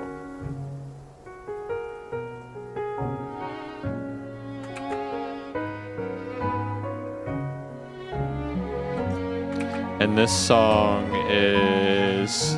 What is this one? If After the Rain. Well, I mean, the title makes sense with the rainfall, I suppose. 如果雨之后泪还不停流，如果悲伤后眼神更执着，那一双不能牵的手，那段爱已无人牵手，像片云奔走在天空没尽头。如果雨之后心还是嫉妒，如果悲伤后吻上了温度，不想要谁将你呵护，可什么我都留不住，我们还没结束，我毫不服输。我只想说，我认真的爱过。 Okay, very use the falsetto there. 两个相爱的人究竟犯什么错？需要爱的如此折磨。我是真深的爱过，你在我的心中从没有离开过。如果你要走，也带我走。I mean, I want to take a break for a moment to talk about what we've had so far, real quickly. Like, really quickly, right? So, the song that we have here follows a lot of a similar sort of way of proceeding to a previous tracks we've had with the piano and vocal accompaniment, the duo, right? And we have a relatively palatable progression and motif. And I'm hoping at this point, with the fact that a lot of the music that we've heard today is going to have like the bass, the drums, maybe some strings come in, I'm wondering what he's going to do differently to make it his own, to spice it up. So this halfway point is a make or break as a music reviewer.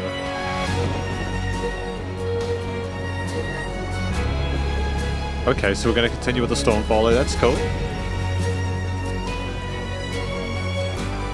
Okay, adjustment with the progressions.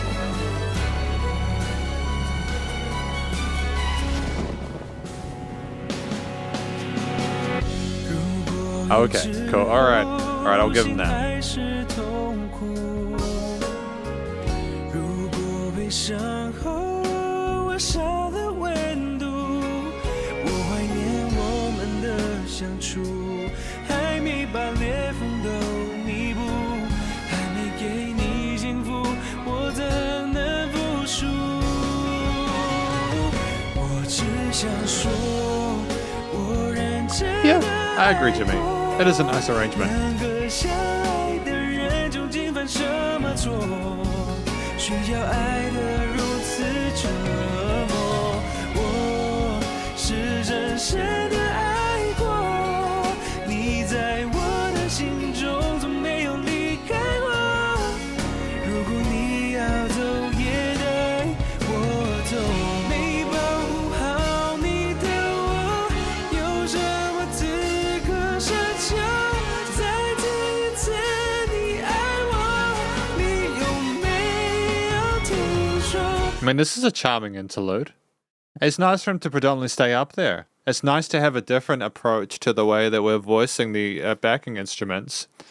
And yeah, I can probably imagine JJ approaching this as well. For sure, I'll see. 年代相融，成为约定好的我，等着你走的再来过。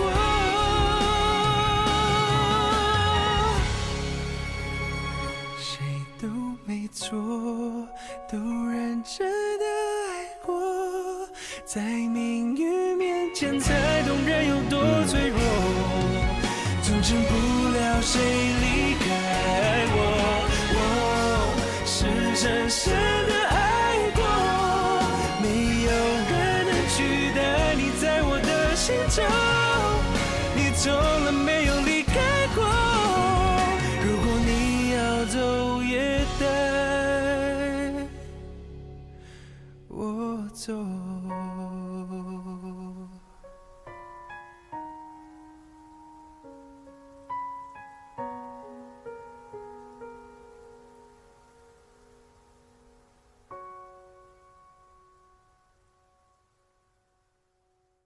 Okay, that was palatable. That was nice to listen to. I enjoyed that. I can. Leon Shin says it's cheesy pop, but still the melody and the progression sounds good. Yeah, I'd agree with that, Leon. I think that let's just talk about my three favorite things in this track before we continue, because I think that Seth and Swag Club's 2021 put forward a good track. I haven't heard a lot from Eric Chow, but I think that they are clearly, the vocal technique is solid, on point. They're a great singer. They're comfortable hitting chest voice, the vibrato, legato passages. It's all there. They have a great presence throughout the song. Change the way they express themselves throughout in ways which make sense with the backing. It's good. The second thing I enjoyed was the use of the Foley. I think that they smashed it out of the park with what was going on with the fact that the atmosphere, the environment at the start. You know, you instantly could understand how the title of the track corresponds to the backing of it. So that's good. No questions there at all. And finally, we have number 3, which is the fact that I just think that it did the cheesy pop thing well. You know, if you're gonna commit to a ballad format, have the halfway point include the Foley if you want to have a bit of sparkle and spice and sense of like that nuance to it. But just if you're gonna do the ballad format, just do it well, and we handled that here. I think you either commit to it 100% or you do something different and a little bit out there. And we went for the in a way which I think will be palatable as audience and apps. That's good. What's your preferred type of genre? Like, what do you listen to in your free time? I listen to like I either listen to like progressive death metal or like gent. I like Opeth as well, but also I think that it's good to listen to like dubstep. I like my dubstep and my drum and bass, and like a little bit of other stuff as well. What about you? What do you guys listen to in your spare time? Genuinely, I'm keen to. I'd like to know because I'm trying to figure out what to do after these live streams. You know. Okay. Well, continuing on, thank you to Seth and Swag Clips. We have now got Fantasy, Conquer or Die with Megadeth. I am keen for the change of pace. I like my Megadeth, to be fair. Hopefully you guys enjoy it too, because we've got to listen to it either way. Conquer or Die.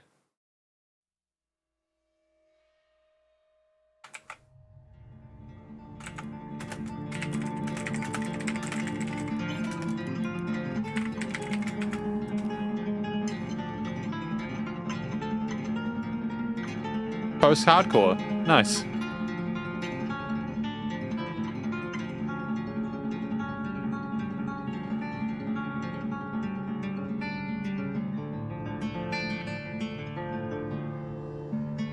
Phenomenal guitaring though, right? Blues is good. I like the blues too.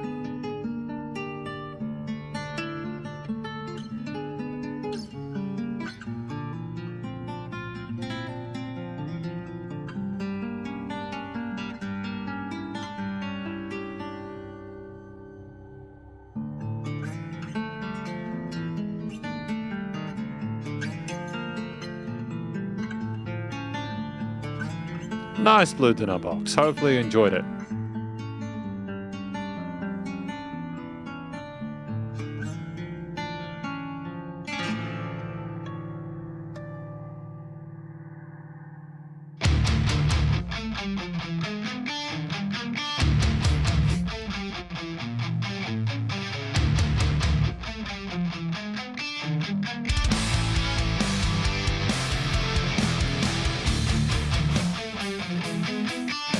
Oh, it's ferocious, isn't it?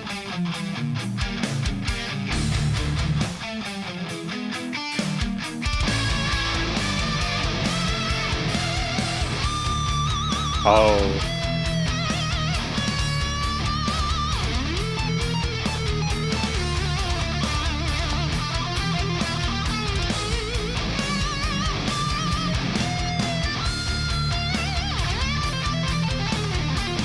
I wasn't expecting this to be an instrumental, to be fair.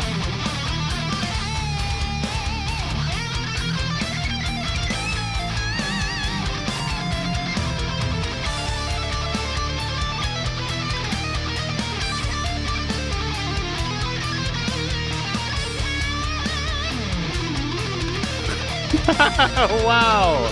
That's crazy, dude.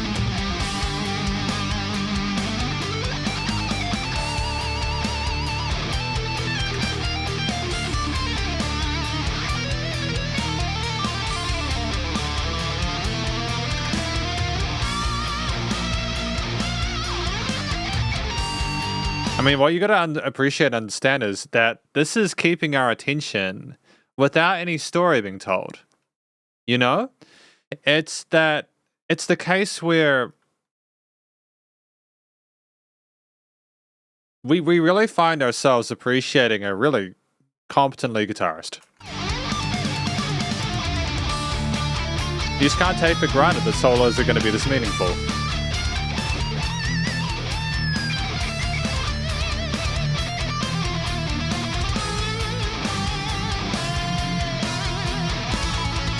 And the tapping, dude.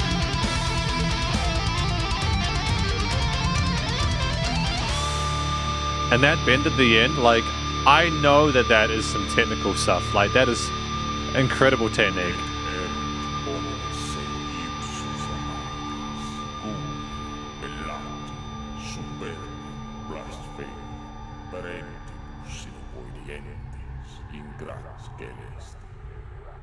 So let's talk about that really quickly before I have to go change my camera battery, because don't worry, like, I'll just be a minute. I've got a spare battery that I can use, but Conquer or Die by Megadeth. 3 things I like about this track. 1, as a guitarist, I can appreciate the phenomenal musicianship on display here. The soloing was incredible, both in terms of its technicality, like there's some incredible proficient legato and tapping technique there. But it's also just the use of the wah pedal and knowing not just how to shred, but also to do it tastefully in a way where it's telling a story as opposed to just showing us how quickly you can play. So I think that the guitaring was phenomenal. I like the fact that there is a battery sign on track 3. There it is, battery sign. We'll fix that in a moment. Don't worry, that's something that'll go away in a moment. The second thing I enjoyed is that not only did the guitar get played well, but I think the rest of the band were just so they allowed so much space for the lead guitarist to shred, and didn't try to overshadow it. It was more about allowing that focal point to be consistent throughout the time. And the drums like were tight with their 8ths and 16ths if they came in there, but never playing more than they needed to in order to be just the backing and the roof floor for them to stand on. And that's respect, and that's chemistry between the band members. It's really good. The third thing I appreciate is the fact that the song, it could have been such an ego project, but it's put in the middle of this album where I think it's meant to be like a kind of a refrain, or like maybe a space, an oasis in the desert of all the hard stuff that Dave Mustaine might be singing about within this album. Because the stuff Megadeth doesn't usually sing about, unicorns and daffodils. There's some pretty heavy shit that Megadeth has lyrically within their songs, but nonetheless, it's incredibly pleasant to hear it. It's a really well-produced track, and I'm stoked with it. So thank you to Fantasy for their pick. We're going to just fix the battery now.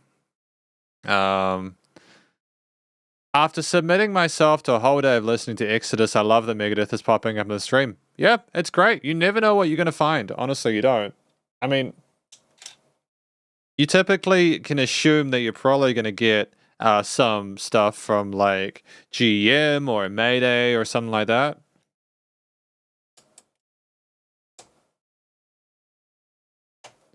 There we go. Hang on.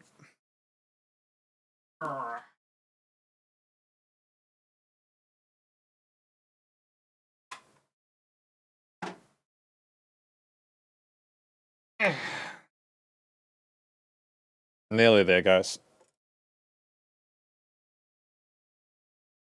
Oh, I put it in the wrong way. Oh, that was silly. This way.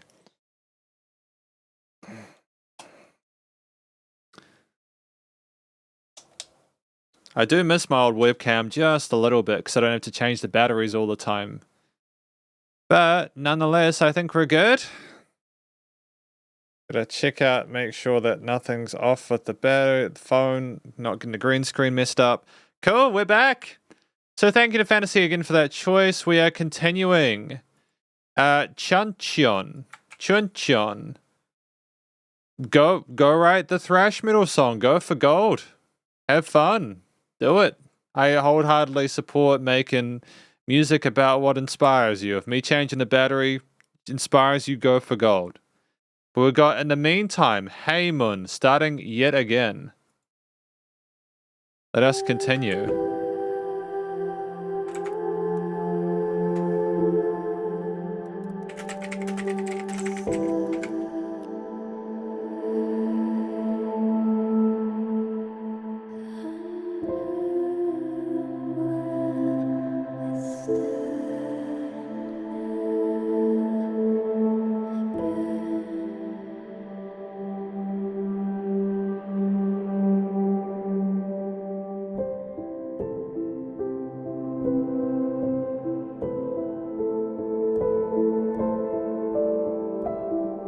It's really pretty how the piano is going around the headphones. I don't know if you guys are wearing headphones, but if you can, you'll be able to hear it going backwards and forwards.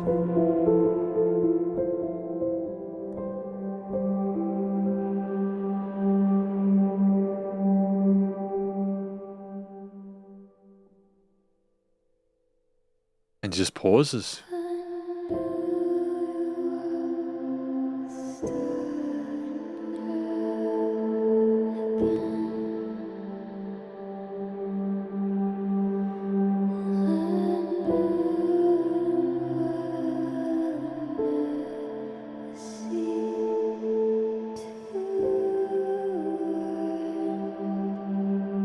It's incredibly misty, isn't it, with the reverbs and all that.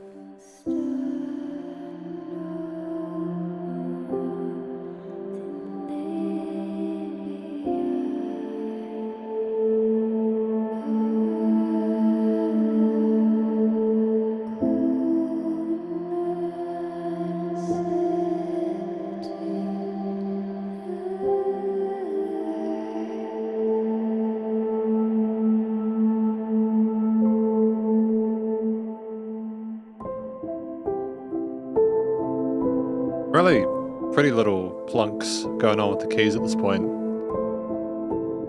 I'm not really getting all the words clearly from the vocalist, but at the same time I don't necessarily mind. It's a very pretty oral aesthetic. I'd agree with that, Jimmy Sun. I'd agree with that, Jimmy. Same. And I feel you, Zhang.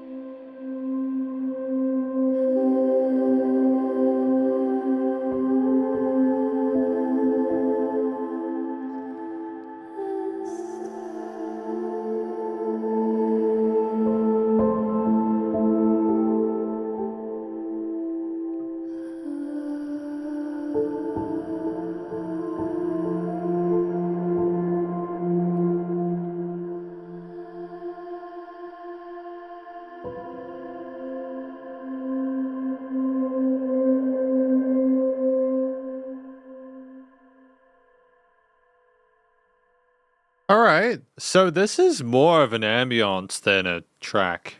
What I mean by that is, it's less about trying to tell a story, I think, with this one, and more about trying to communicate a feeling. That's what I think this song is from Haemun with Him. Good song, don't get me wrong, thank you to Chuncheon for their pick, but three things I like about it. One, the first thing I like about it is that I think that, it was just an ambience. It was a mood. It's it's meant to kind of get you to sit there and be a part of maybe their thought process or something like that without getting taken along by the nose with the lyrics. I think that's correct, Jimmy. It's like a documentary, like Describe the Space. Yeah, it is. I think it is. I think that I would agree with that. I mean, the second thing I'd say about this track is, starting yet again, is that almost like it's meant to represent a dream sequence in a sense. Like, it's meant that the effects, the careful choice there with those, it was smart. It made it seem more like it justified its existence to a certain extent. It was used artistically and creatively.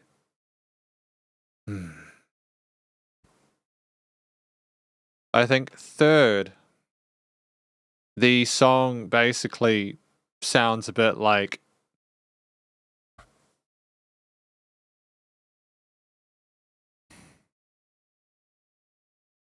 I think the simplistic nature of just having the synths with the pads and the keys and the vocals kind of gets you into their style straight away, and it almost stands out by its complete, almost a indirect disdain for a lot of the fundamentals of music theory and composition. We are not necessarily trying to keep the listener involved with our music. we are simply just giving them a slate with stuff in it and absorbing them within it and leaving them with nothing at the end apart from whatever the considerations are. I kind of like the courage to make music like this. A lot of musicians I work with or I review, they make music where like they're trying to follow the rules of how to keep people interested and stuff like that. And sometimes it can be good just to kind of throw all that stuff away and make music for them. So I think Haemon, this is a very authentic process for them. And Lucifer says that song sounds like it tastes like cotton candy, and I don't know why. That's fair. It's very fluffy, I suppose. Cotton candy is fluffy. And Jimmy Sun says, "Why do I get some Billie Eilish feeling?" I would say it's because there's probably an aesthetic from that. I think Billie Eilish is one of the most influential artists of the 21st century, and I'd be happy to have a chat about that at some point. But anyways, we got the next tune. Like song in her early age. Potentially, yeah. And Elsie says this sounds like good study music. I'd absolutely agree with that. I think that it is good study music, for sure. I think that you could probably just sit there and kind of relax with it and kind of get lost in it, and it would probably help you to focus as well at the same time. So we're going to continue with this track from the Sex Pistols. As Shane Clark said, it was going to be a big mood shift. I agree with that. God Save the Queen.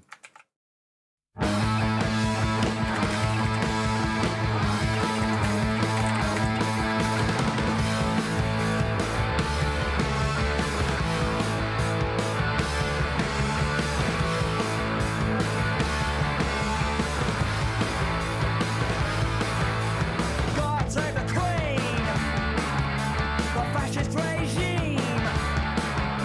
It made you a moron, potential hate bomb. God save the Queen, she ain't no human being. There is no future in England's dreaming. I've never listened to the Sex Pistols, but I adore it. I think that it's got a charm to it.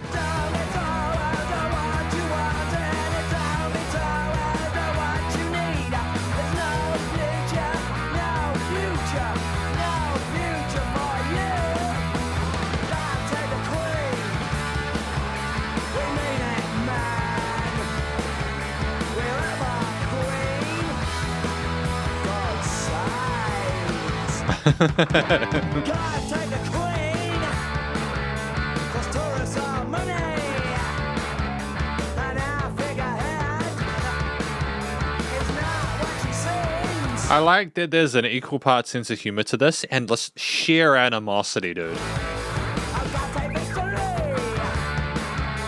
God save your mad parade.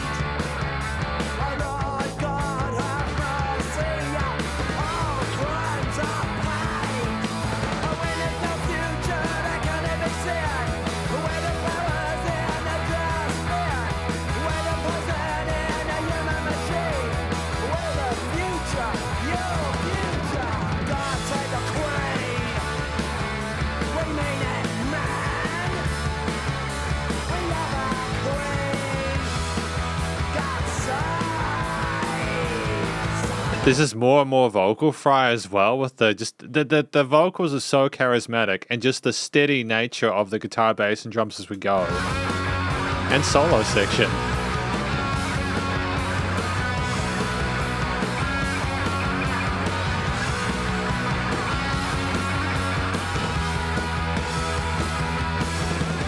God save the Queen, we mean it, man. There is no future in England's dreaming. No future, no future, no future for you. Oh no.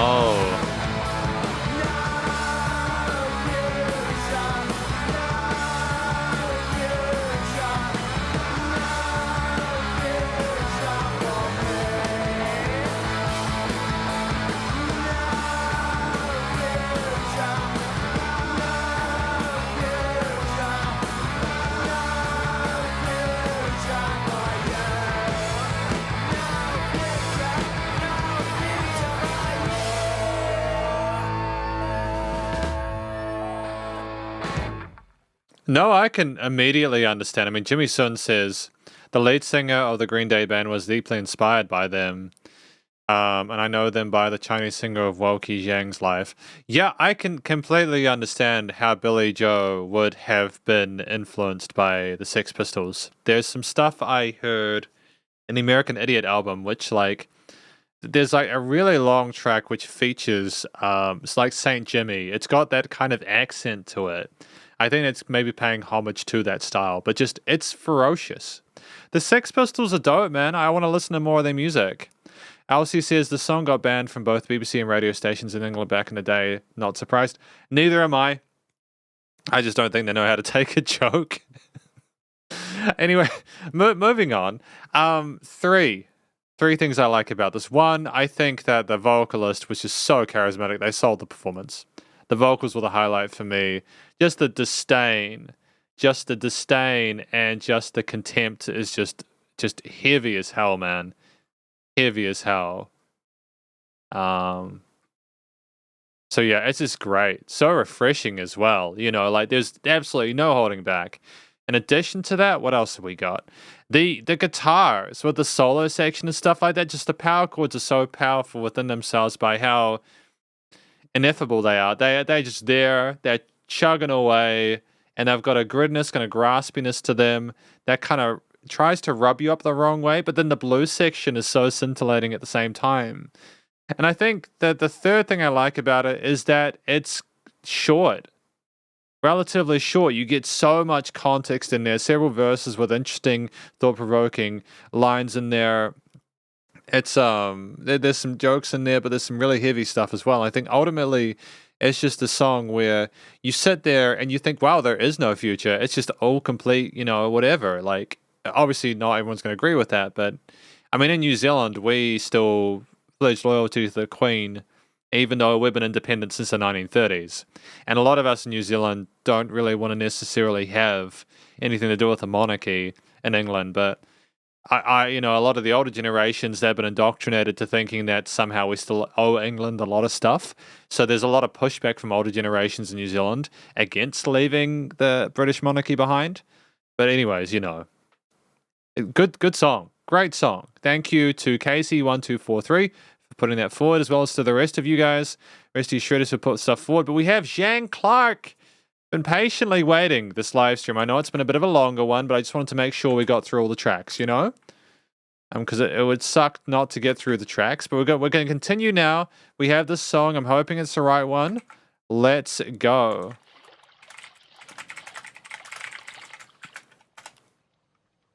我梦见了紫色的海。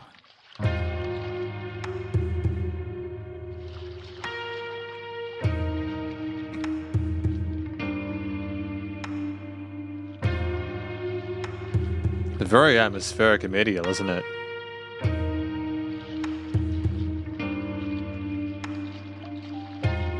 他带着一双不一样的雨鞋，走在雨里，等他的光在雨中若隐若现，但他看得清晰可见，再有一片天出现。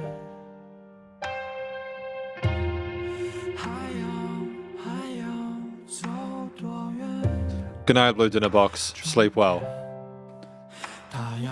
I heard that little cute major chord before we switched whilst I was drinking. I heard that. That was a cool little shift there. Well done. Nice indication of change.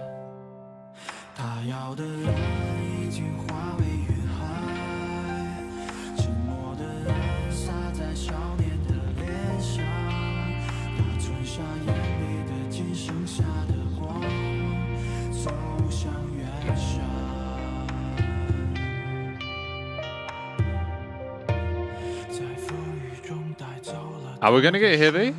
Is this like a slow burner, or is it going to be this kind of intensity the whole time? Because I don't mind either way.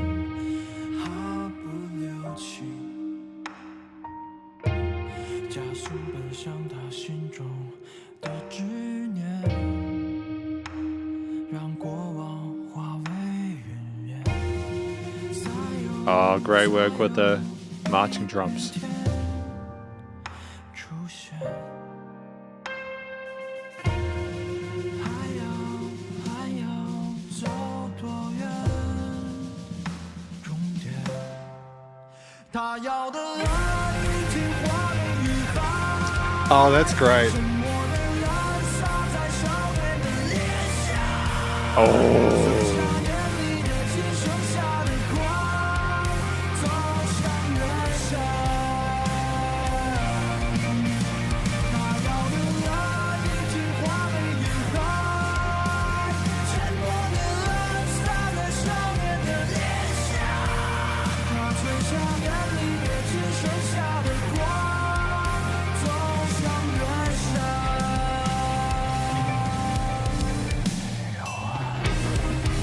Just before we continue, fantastic transition into distorted parts. I adore it. It was such a steady build up, but it was so well deserved.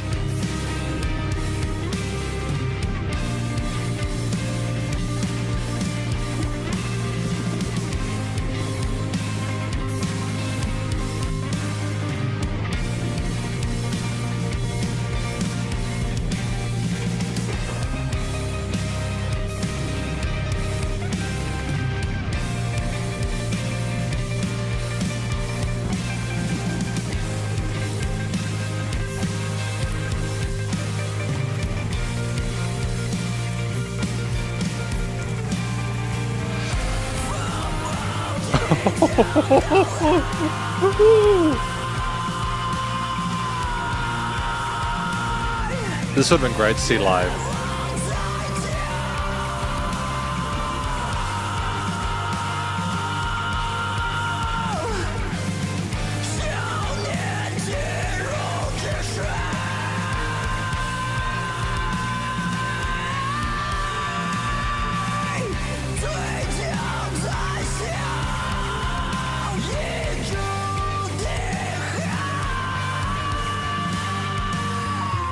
I didn't know they had much room to breathe, like dynamically.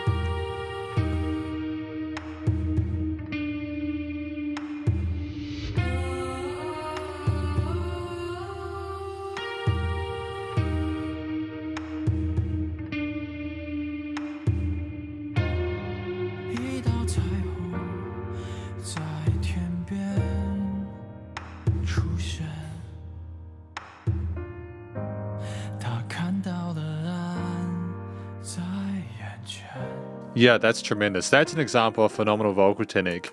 To go from that heavier vocal fry with the shrieking, that really hard style, to then go back down to the softer notes, that indicates you've got tremendous technique.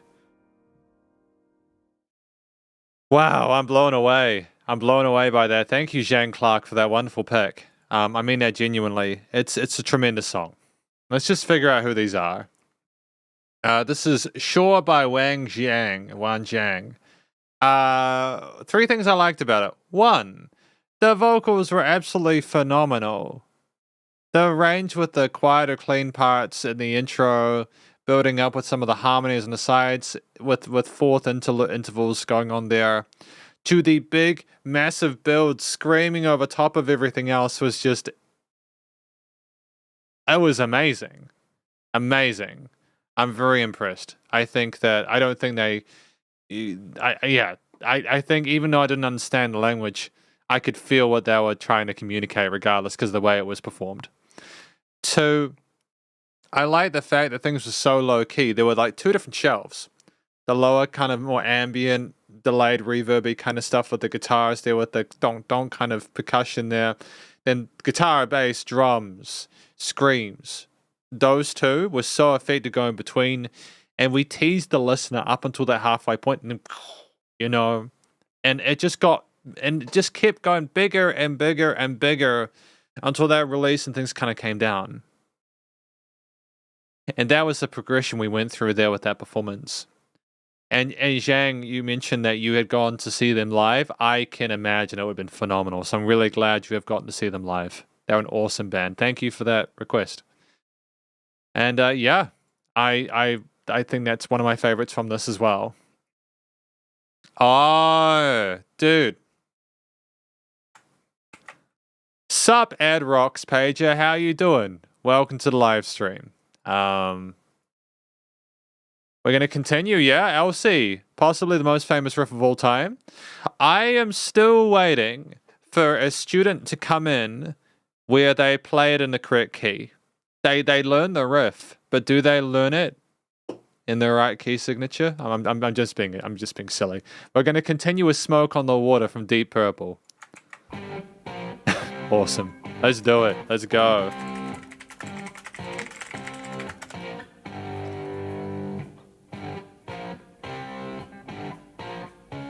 Great song, by the way. Beyond the intro riff.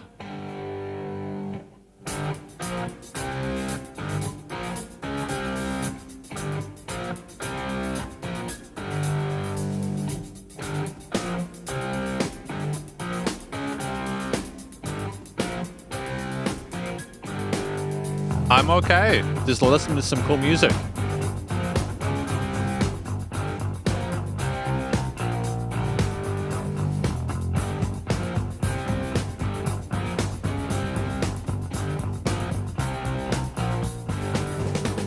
We all came out to Montreux on a lake beneath the shoreline to make records with a mobile.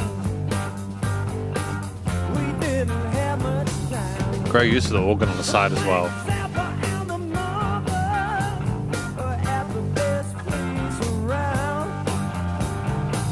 But some stupid with a flare gun burned the place to the ground. Smoke on the water, fire in the sky. Smoke on the water. I mean, let's talk about this. I mean, like, it's not just the intro riff that makes this track so powerful. It's the soaring vocals. It's the finesse on the kit. It's everything poking around the stereo field with the organs and the bass line driving forward. It's an interesting story as well with Frank Zappa and all that. Bow, bow, bow, bow. Bow, bow, bow, bow, bow. They burned down the gambling house. It died with an awful sound. A funky crowd was running in and out, pulling kids out the ground. When it all was over, we had to find another place. The Swiss And that bass line as well is sick, man. It seemed that we would lose the race. Smoke on the water, a fire in the sky. Smoke on the water.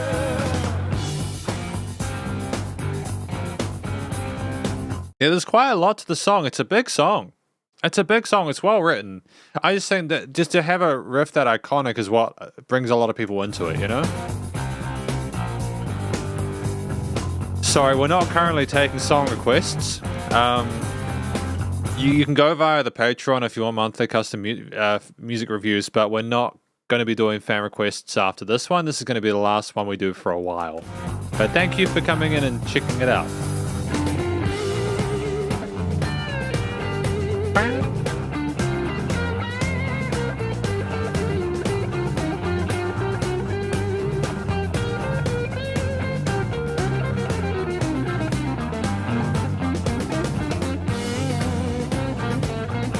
It's just great lead phrasing.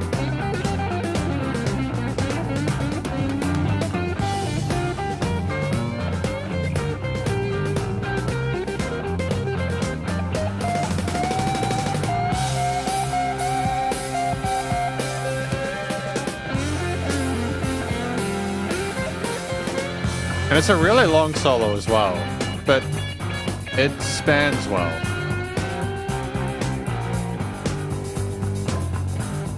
There's no filler, really.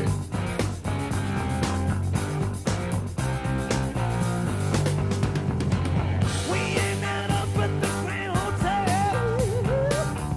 It was empty, cold and bare.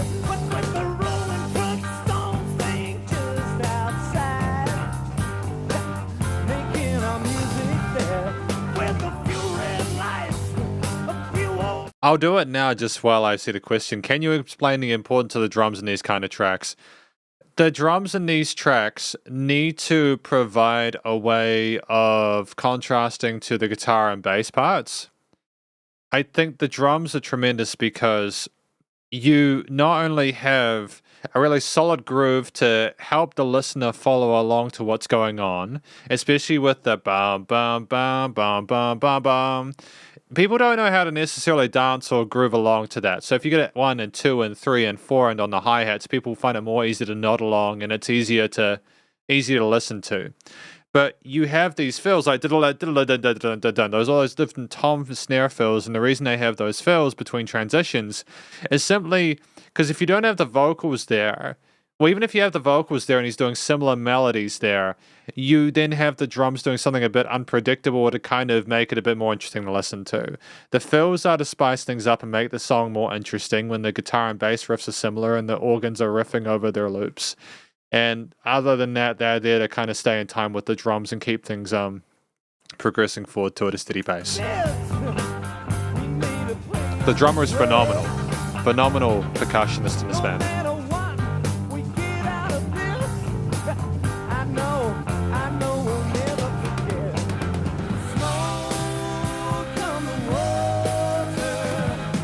And he's pocketing. He's not doing what he can, he's doing as much as he needs.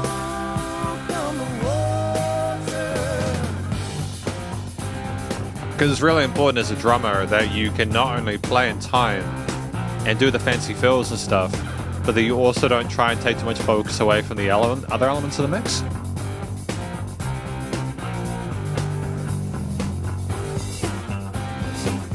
And that's the 5-minute mark though, because we have 5-minute limits on these tracks. But still, Deep Purple, Smoke on the Water, great song. So I suppose 3 things I like about this track. 1, I love the drums for the reason I've already discussed. I think there's a lot of finesse in the performance while still keeping the song moving at a steady pace in a way that makes sense to the listener. 2, I think the lead solo is done well. I think that the way that the guitar is phrased it's really pretty, and it's almost like a vocal performance in a way. It doesn't sort of shred without needing to. There's the notes there that matter, was showcased in the performer's ability. But 3, I think that the 3-act verse stanza here is effective because you can kind of follow along like you would a movie, where, you know, you have the start, A, B, and C. You have the conclusion at the end, and then like the intro at the start and a bit of extra kind of thing. But the guitar solo allows for a bit of a palate cleanser after that second bit, just in case you wanted to have a little bit less story, or there's a bit of a twist in the tail and the guitar needed to communicate that was occurring. I think that it was a really well-written song, and I can understand how it in part helped to build their 50 album, because they've been around for 50 years. Deep Purple have been around for 50 years. It's tremendous. Yeah. Drums are awesome, dudes and dudettes. But we are going to continue. Thank you to who put that through. Thank you to Omabala for that wonderful choice, Deep Purple, Smoke on the Water. We have Psh 12 with their track from David Tao. Cool. Let's go.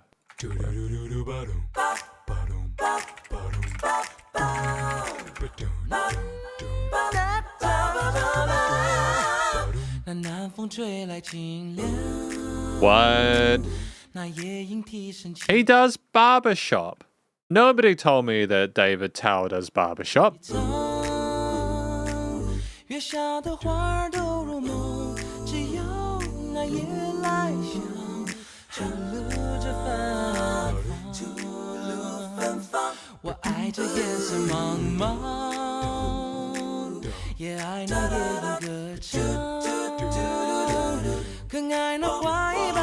You too. Have a great night.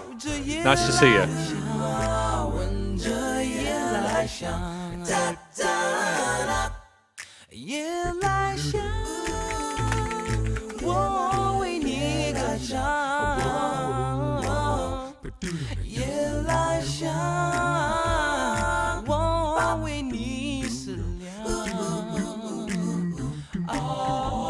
I mean, is this all David Tao? Is this all David Tao, or did someone else help out? Because it's a tremendous effort if it was all him.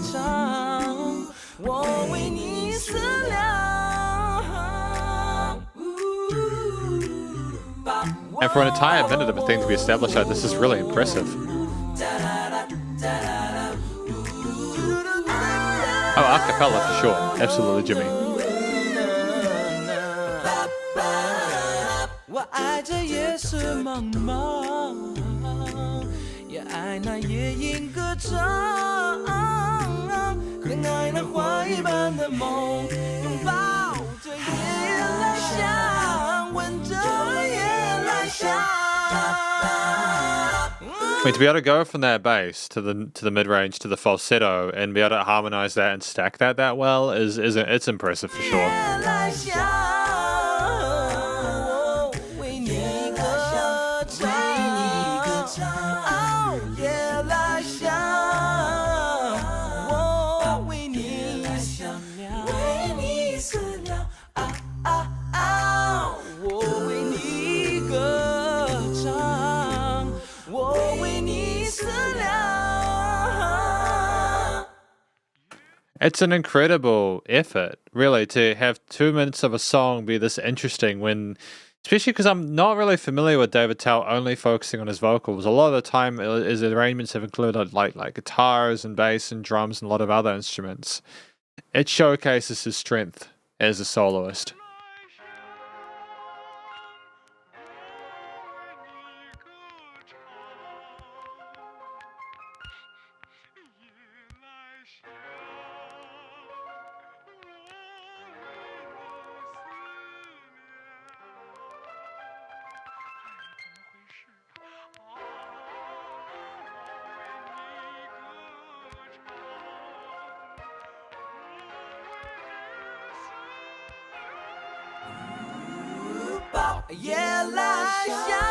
See, I'm surprised by that one.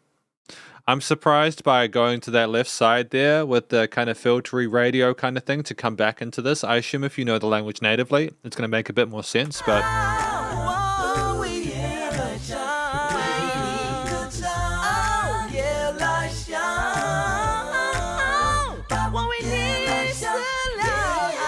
Still, really interesting stylish.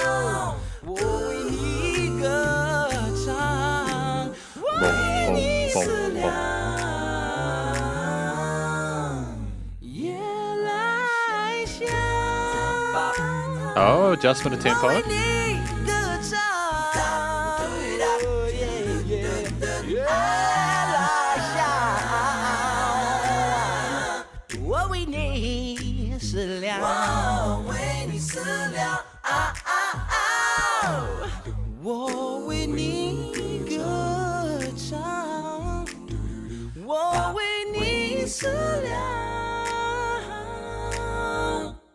And great control of the vocal technique there as well, like just the volume perceived, you know?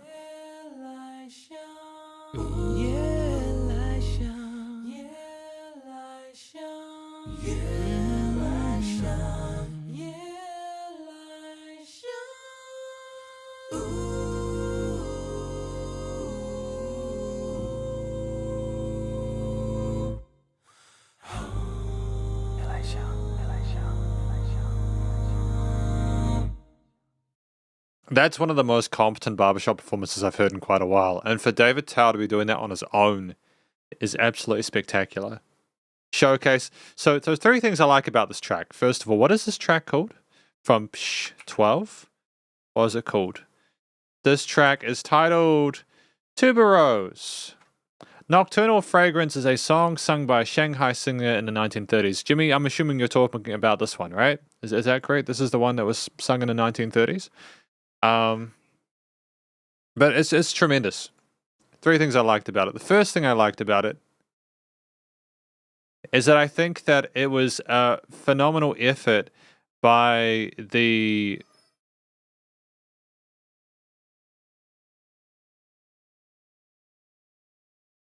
just my partner, yeah.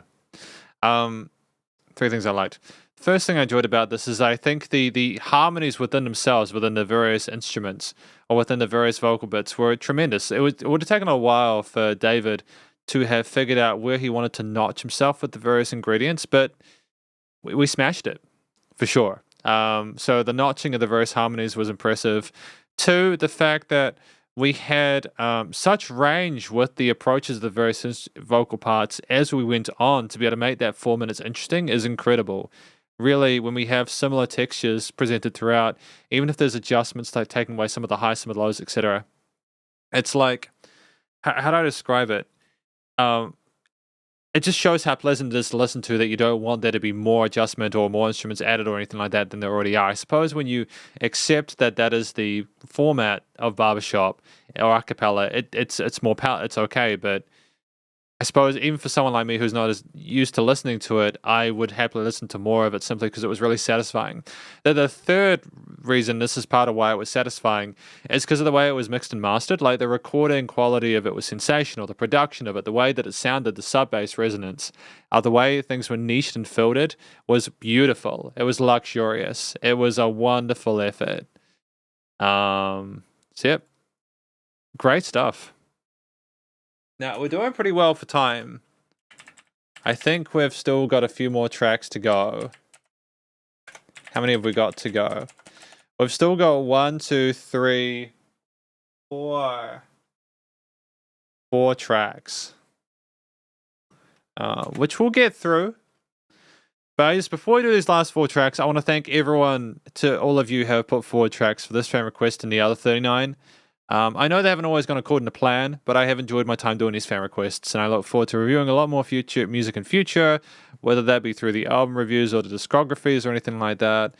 Remembering as well that we've got a J. Charles album 14 on 9th of September, and then the other live stream on the 23rd for J. Charles 15th. It's simply because we got to 9 and 10k subs within the couple of days. So yeah. Jimmyson says the singer is called Li Lanjiang, which is really similar to the title of the song. The song is like described that singer girl's life. Well, thank you very much for the background. I appreciate that, Jimmy. We're going to continue with these last 4 tracks of today from AllCW001, J Fung, Eskimo Kiss. That's added. Awesome. Let's do it.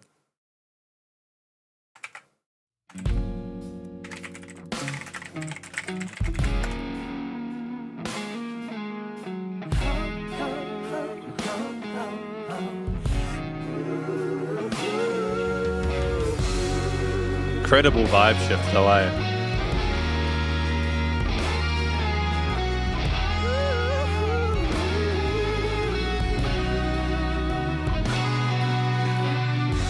Oh, we're really satisfied.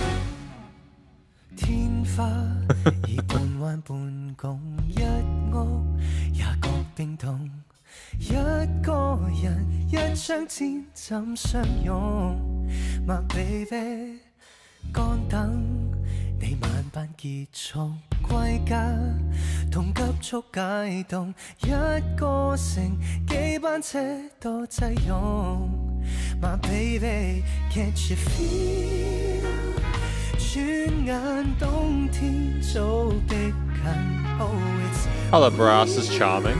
就連被佔到很想接吻 It's also the quality of the instrumental backing. There's a lot of spiciness in it. 令到家計翹着雙腿繼續靠近的一對全人類被窩當中覓尋伴侶用掉可你是開水養分要我把溫暖泄取 He has incredible singer, incredible musicianship with the backing instruments.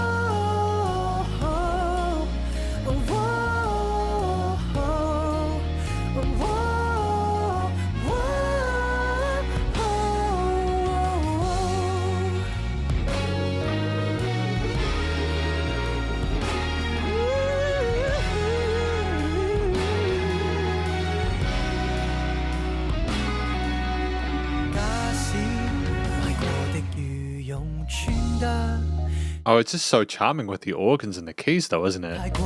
Really pretty tone to them. 誰人一親我爆拆那臉龐不同 Can't you feel 所有反差都吸引 Oh it's real 地球另一端都可變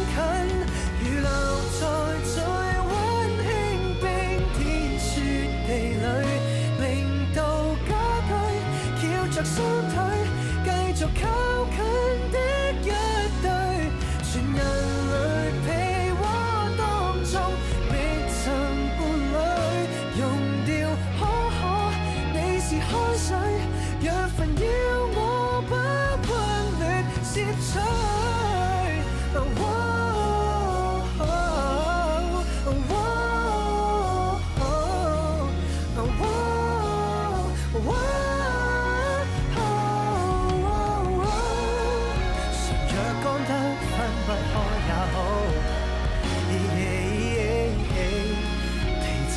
發覺你像個火爐，風高到有蜜蟲便叫落土。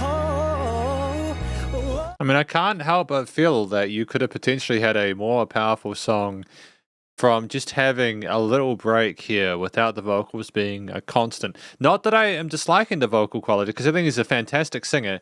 It's just that we have already shown such finesse early on that I'm not sure how much more we can elevate it. Oh, never mind.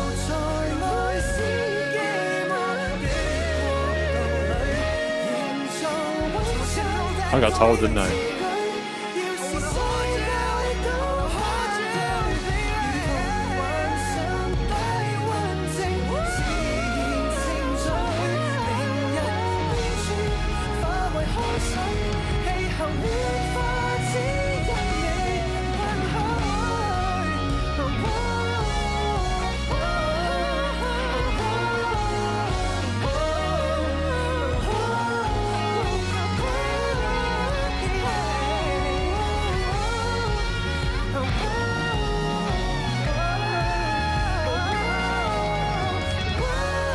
The drums are absolutely phenomenal.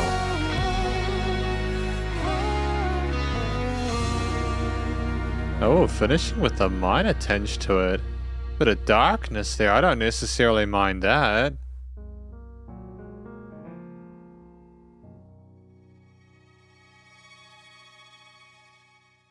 Excellent. No, great. That's cool. That's good.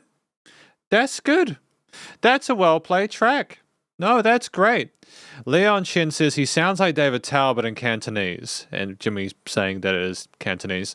I like one of his songs called what is that saying? If I put that what is this? What is this? Writing paper and ink. Because what was the original track? Eskimo Kiss. That's cool. I'm glad you like his music. I haven't heard of Jay Fung before, but I think that one, Jay Fung is an exceptional vocalist who's thoroughly comfortable within his vocal range, chest, voice, head voice, etc. Probably one of the strongest singers that I've heard in the entirety of today. It's effortless for him. You can just tell that that is his bread and butter. He's very confident whatever he does there in front of a mic, and that's it. It's awesome. Almost to a point where my ear is glazed over a little bit. Not because I was bored, but just simply because there was so much going on that I was like, okay, I don't know if we needed all of this right at the start, but nonetheless, he did elevate it further as we went along. It's more that I didn't have the imagination to assume he could go further, and he just blew my expectations away. But then the track, the second thing I liked about it is that it was just the brass, the chilled out nature, the guitars, bass, drums, the brass, all the other strings, etc. So many different ingredients within the song. And they somehow managed to niche it with an amalgamate in a way where it never sounded like too much. It just, I do have to admit that it kind of surprised me. I know I more or less wanted there to be more space in the arrangement, but I think there were lead parts, and there were like little drum fills and stuff like that, which kind of did spice it up and add a bit more point of interest there. But yeah, I just liked how he managed to niche everything together in composition. I think it was a masterstroke there, really.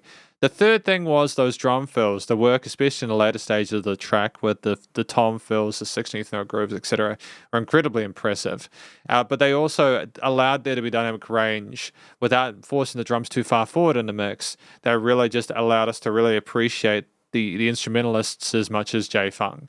So it was good. It was really good. Leon Shin, absolutely, we can change that. I'm just going to do that here. Gonna have to do this because I cannot see it. We good? But thank you to Allseal001. Thank you for your pick today. We are going to continue after this wonderful J Fung track with Magellan's Maze. Magellan's Maze by Buckethead. Been a while since I listened to Buckethead.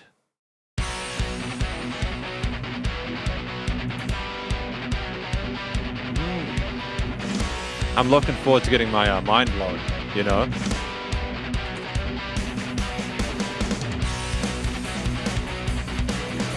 I mean, it's already doing pretty well.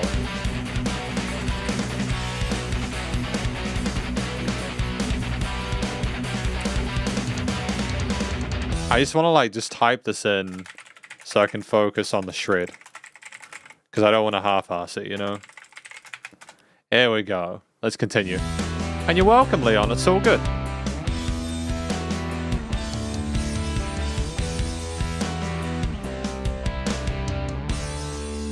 It's great to have a little bit of a low point.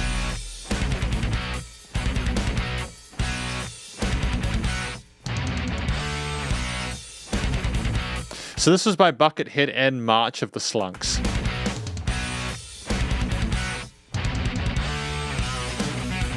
Oh, this is off the album March of the Slunks.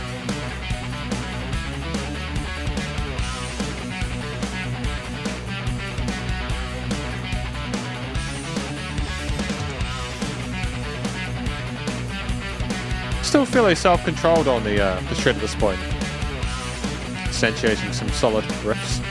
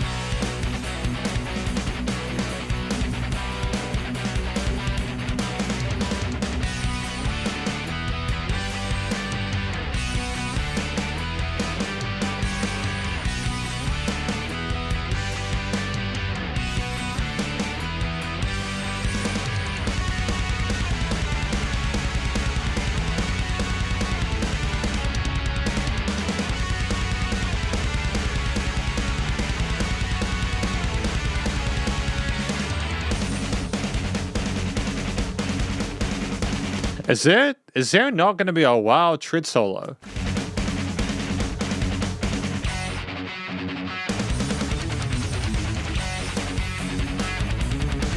Is it just riffs?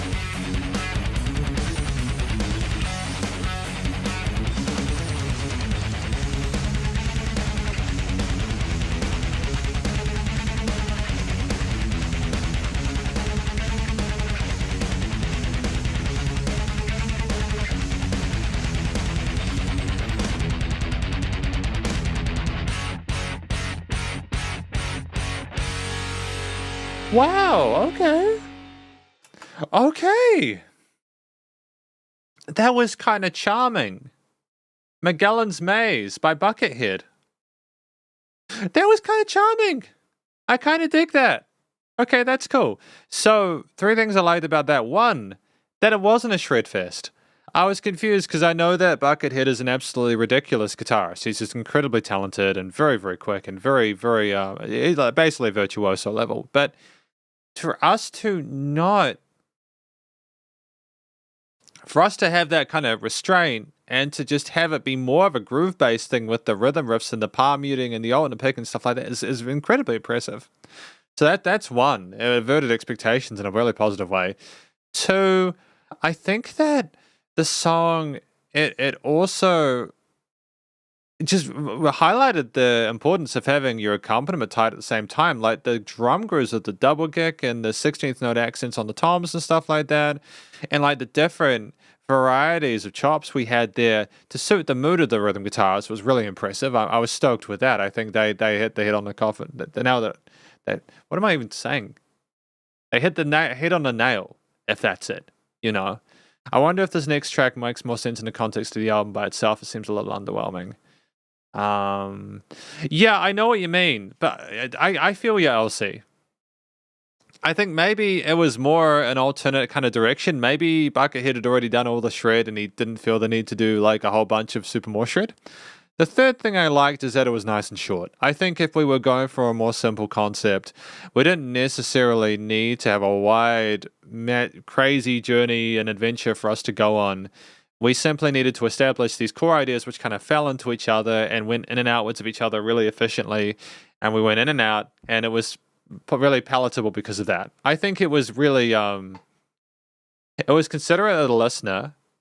Maybe listeners who wanted a little bit more of a kind of like a taste test, an early intro to what Buckethead was all about. And I think that it was a nice change of something, you know. If it had a drum solo or some screams, it would have been great. Yeah, absolutely. And to be fair, there could have been more sort of like intricacy with some of the drum fills, but I think maybe they wanted to have more. It was more about the groove and like the tightness of the act kind of thing. But anyways, that's my thoughts on Magellan's Maze from Buckethead. We have two more tracks now. Leon Shen's song today. We have this here, the second to last track.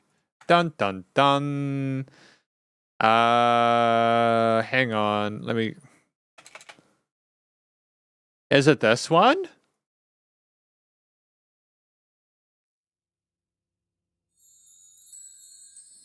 Is it this one?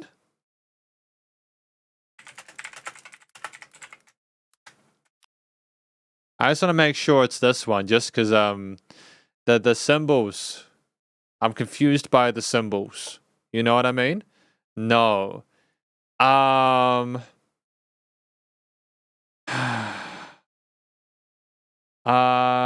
Okay.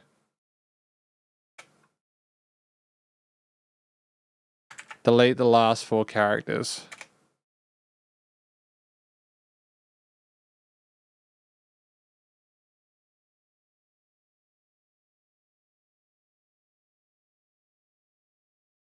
Is it visible now? I just want to make sure I don't get the wrong one.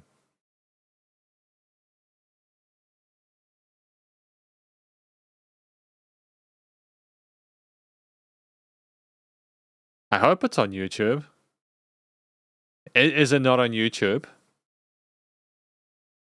Is it on Spotify?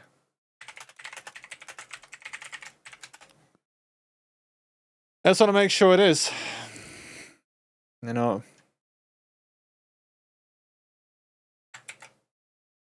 Okay, I'm sorry. I didn't mean to upset you.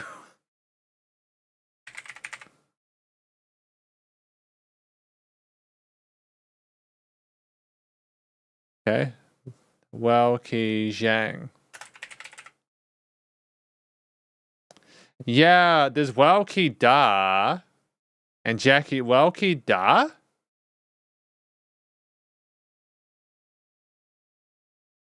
Welki Da.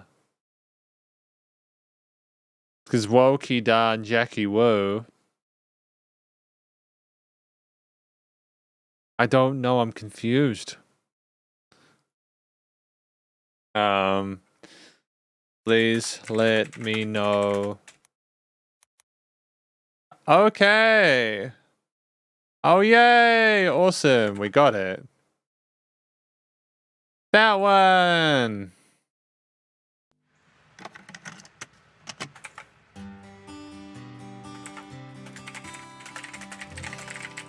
就这么突然被那些刺了心，一股热涌红了眼睛。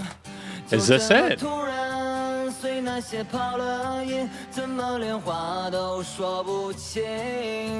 我以为你本是治不了的病，矫情的自我不愿醒。 No worries, Leon. It's all good. 忽然，既然刚着枪不在意。 那些都不是我。 I love his voice. 都不是我。那些都不是我要伤怀的。那些都不是我，都不是我。可是我怎么能不去想呢？那些都是我。 I mean, like, his voice is charming and distinctive. I think it's nice and present in the mix, and it's almost dreamlike with the aesthetic of the backing.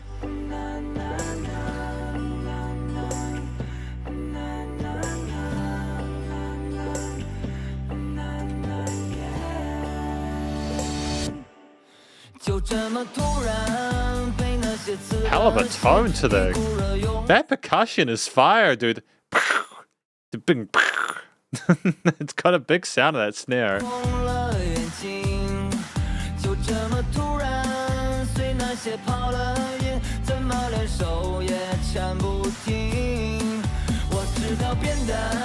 I love the sound of the drums, dude.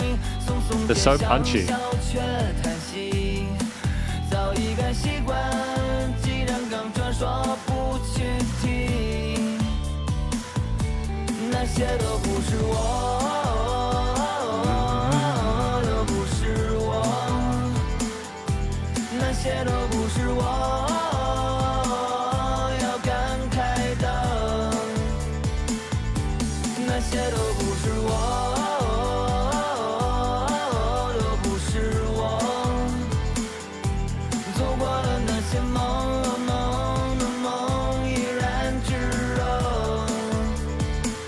There's like this little kind of cool response with the guitars in the background as well, which is kind of charming. It's very kind of dreamlike.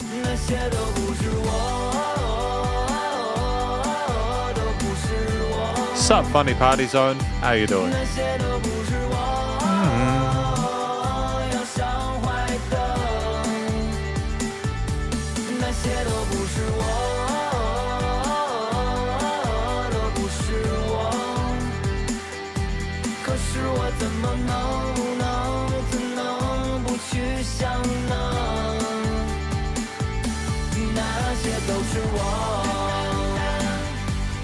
Ah, good. Hey, I can't tell if that's a synth or a guitar there. Nice change chromatically though in the chord progression.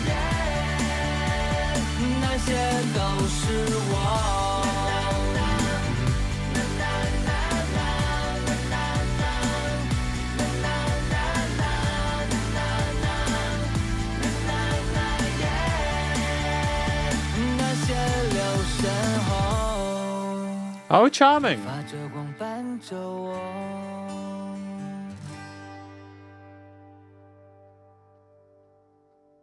mean, there were some catchy vocal melodies in there. There were obviously the guitar parts, which were charming. The really beautiful, clean tone to them with the bass and everything else coming on there. It was great. It was beautiful. Really pretty music. He's a massive fan of Blink 182, according to Jean Clark, which is cool. That's great. I can kind of imagine that would be the. I can understand that. Leon says the guitar parts are fire. Pays tribute to his own first album. Apparently, it's a shame that Spotify does not have this band's first albums. I'm sorry to hear that Spotify doesn't have his band's first two albums. I'm unsure of why Spotify wouldn't. It would depend on how the labels distributed his music, because you should just be able to put it on Spotify. You know, you should just be able to put the music on Spotify, but I suppose it depends on the label, right? Jimmy Sun says, the singer is the person I just introduced to you, and I have known Sex Pistols from him. His entire singing career has only Green Days, and is a big fan of Billy Doe. Yeah, I hear that. I can definitely hear influences of some of like the Green Day stuff within this music, you know. And he's known for a meme song, apparently. And he couldn't... Yeah, it's tricky, man. Depending on where you are in the world, making punk music can be a real difficult thing to do, you know? LC says, dumb question, as someone who doesn't play musical instruments, how can you tell if it's a real drum or not? I mean, I don't think that's a dumb question at all. I think it's a really sensible question. The way to think about it is, after this live stream, go find a video of someone playing an acoustic drum kit. Any sound that you hear that does not sound like that drum kit is not a real drum kit. drum kits have a certain sound to them that sounds like you're hitting a piece of wood, or like a skin of a snare drum or something like that, or cymbals. Anything that doesn't sound like that is probably not a real thing. A lot of people make drum sounds from synthesizers, for example. Like when I was doing my diploma in audio engineering and music production, we had to make drum sounds using synthesizers, which was really, it was difficult, but it was fun, you know? But yeah, anything that doesn't sound like a kit, fake drums. And there's nothing wrong with that. It's cool to have different percussive sounds, but it's what it is. That band called The Flower, at that time he was 15. That's so cool. It always makes me so happy when musicians start young, because if you can get the nerves of doing gigs and stuff out of the way when you're little or when you're a teenager, often you can have a really great time when you're an adult, because you just don't care about going on stage anymore. I think it's really important to get as much experience when you're young as possible. So that's great. But thank you to Leon for that. Thank you for that. I really appreciated listening to this track. So 3 things I liked about it. 1, I really enjoyed the catchiness of the vocal melodies. I thought that the harmonies were beautiful and there was a really pretty aesthetic to them. 2, I like the fact that when we did have those guitars, they didn't try to take up the focus away from the singing, but they did sparkle and had a nice bright charm and charisma to it that did kind of like made it sound magical. With the delay and reverb tails on them. And 3, I just love the sound of that percussion, the punchiness, how abrasive and in your face the kick and snare samples were. They just really kind of punched you, and they sidechained and cut into the mix really nicely. So they, not too much, but enough so that they sound really kind of brash and powerful without ruining the aesthetic of the rest of the tune. So that was a good song. Now we've got the last song for today. Before I take 2 weeks off before the next Jay Chou album live stream on the 9th of September. They created that band when they were 15, 16 years old and created by themselves. Good on them. If you can get into a band, start young. Get yourself all set up so that you're ready to do big gigs when you're older in bars and stuff like that. At the final track, how fitting, old school theme indeed. Absolutely. Uriah Heep. From Fluffy Spider. Last track for today.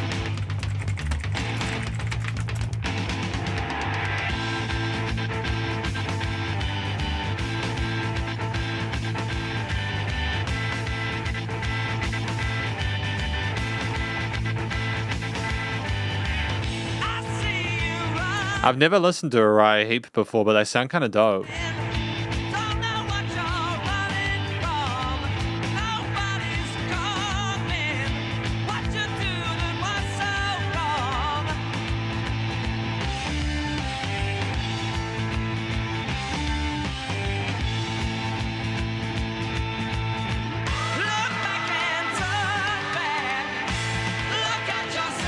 Fantastic falsetto harmonies.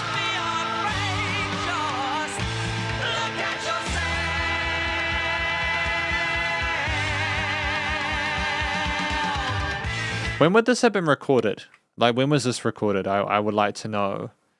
And I'm going to go back a little bit and make sure we've added that track. What was it? That one. I want to make sure we added that track. There we go. Awesome. It's sensational. The key solos, man. Come on.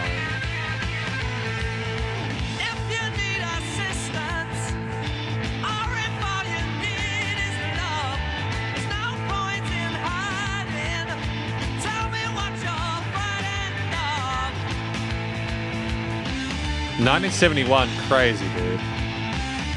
That's 52 years ago. Music has come such a lot, not necessarily for the best, depending on your perspective, of course.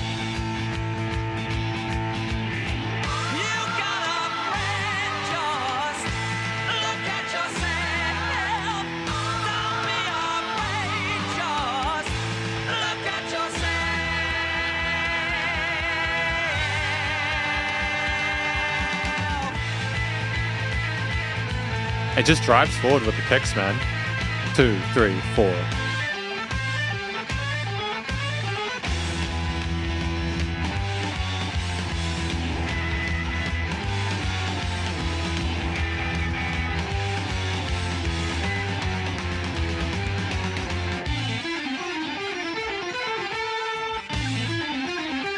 This is going to be an instrumental for the rest of the way, isn't it?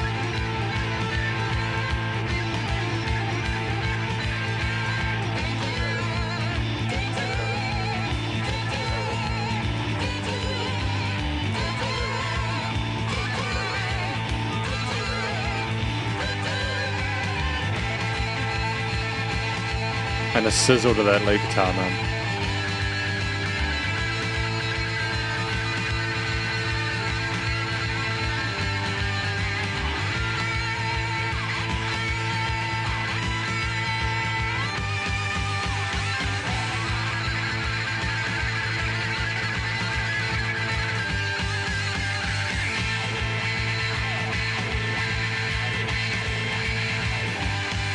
It's a ferocious pedal effect.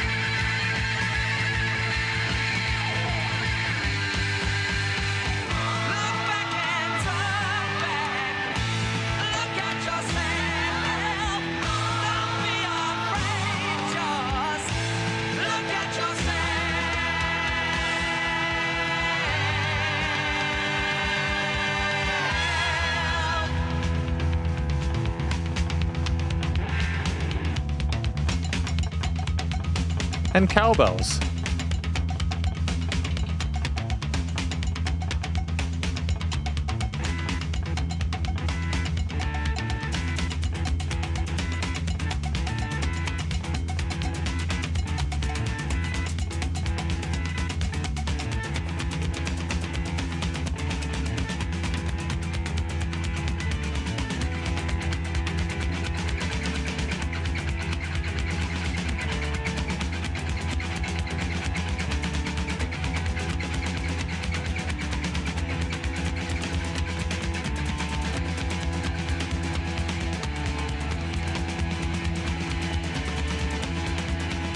Is it speeding up slowly? It is speeding up. Accelerando.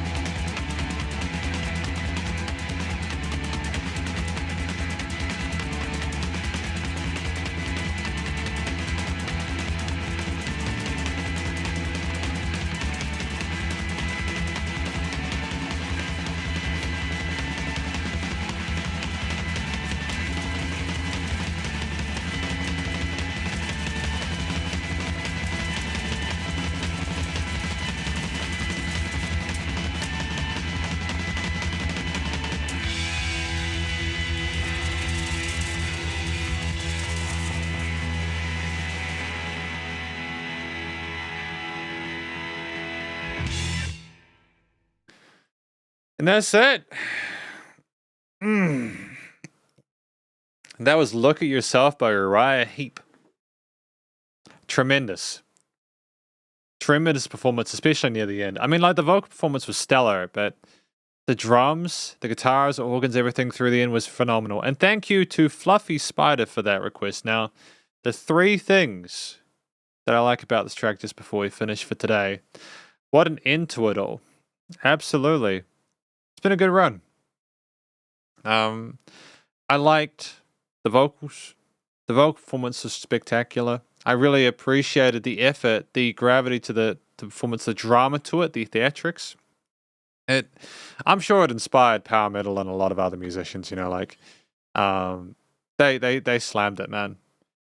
Just he was just singing out to try and help that person running away. They sounded like really passionate with that performance, you know. But it was also just the fact that, like, the guitars and the bass line and the drums and all the different instruments coming together, and was such a heavy key focus as well for a lot of it. You know, the guitars really with the leads coming in, like, in the midway at least, but it's like, I think that it's refreshing to have a lot of that heaviness come from the organs. They were again, I think that you know, like Elsie said, Black Sabbath, Deep Purple, and Uriah Heep. The organs were huge for this type of music, the heavy rock back in the day. And that's because they could deliver that range tonally and frequency-wise. But how they managed to get the guitars to notch with that busyness there, I'm not quite sure how they did that, but that was a masterstroke. I think that the third thing I liked about that was the fact that they got the story out of the way. They told a relatively simple story, but they simultaneously managed to make it a little bit more complicated in the sense that, sure, the words are kind of easy to take kind of in at face value, but you really just left to kind of contemplate it, what the meaning of it actually is when you listen to the rest of the backing, like the guitar, bass, drums, keys, etc. Just continue to build up and speed up and speed up after that solo section, and you're kind of wondering what you're running towards until it finishes.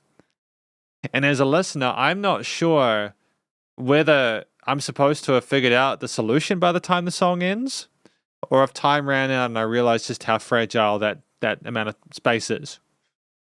But it's a phenomenal song, and I'm glad that Fluffy Spider introduced me to her heap, as well as the rest of you. Thank you for the help. And it's time for the conclusion. The conclusion of the final fan request live stream. We've done 40 of them. I just want to give a brief send-off for this series for the foreseeable future. Just to be clear, I will do more live streams. For the foreseeable future, they'll be like album live streams. And we'll figure out what to do beyond that point. We may do fan requests for like subscriber milestones, as people seem to enjoy doing them. Like, I think if they're a once in a while thing, they're a bit more special, you know? But then also, this still means that I still have to be careful about the fair use stuff, making sure it's transformative when I listen to stuff, and now I'm giving feedback. And it's different to just like listening to the track itself. It's finding a balancing act. But I want to thank you guys for showing me so much cool music. It's been a pleasure. The fan request live stream playlist on Spotify will stay up for perpetuity. We managed to get to 600 songs. 600. 600 songs. It's absolutely wild. There is just so much music in here for you guys to listen through if you want. There is at least 43 hours worth of music, and they're all your choices. And it's been a great time hearing them. Truth be told, I'm never very good at these kind of situations, but thank you very much for sending through your requests, sharing your few music. Hopefully you guys found new bands that you're into. It's been a pleasure checking through these tracks. I'll catch you guys on the 9th of September for the JHL album 14. And, you know, my favorite track, I don't have a favorite track for today. I think they all had their merits. And you're welcome, Elsie. It's been a pleasure hanging out with you guys. I think it's just been great to listen to a lot of new music that I wouldn't have heard otherwise. And hopefully it's been the same for you guys too. That was kind of that was the point of it, basically. The point of these live streams, these fan requests ones, was to get people listening to different music. And I think in that sense we've succeeded. There were times when we had these live streams where people would be like, oh, I like this band. You know, like with the Sex Pistols or like with Megadeth or anything like that. It's never too late to find new bands and musicians and artists you like. Final time, if you want to test your boundaries, put the playlist on random and see what kind of cool stuff you can come up with. But yeah, stay cool, shredders. No worries, Leon. Thank you for coming when you did. Hopefully you guys have a fantastic weekend. No live stream next week. Anyone who's waiting on Patreon fan requests or Patreon music reviews will get theirs done before the end of the month. They're all scheduled and ready to go. Obviously, this isn't something you have to do, but if you do want monthly custom music reviews, if you're a fan of the channel and want fan requests done, you can go through the Patreon. You don't have to, though. This isn't like a ploy or anything like that. It's just simply, yeah. I mean, it's not that there's a lot of slots in the Patreon anyways. I limited it at 16 simply so that it didn't seem like a... But otherwise, yeah. Have a great weekend. Stay cool, shredders. Spider hands out. 3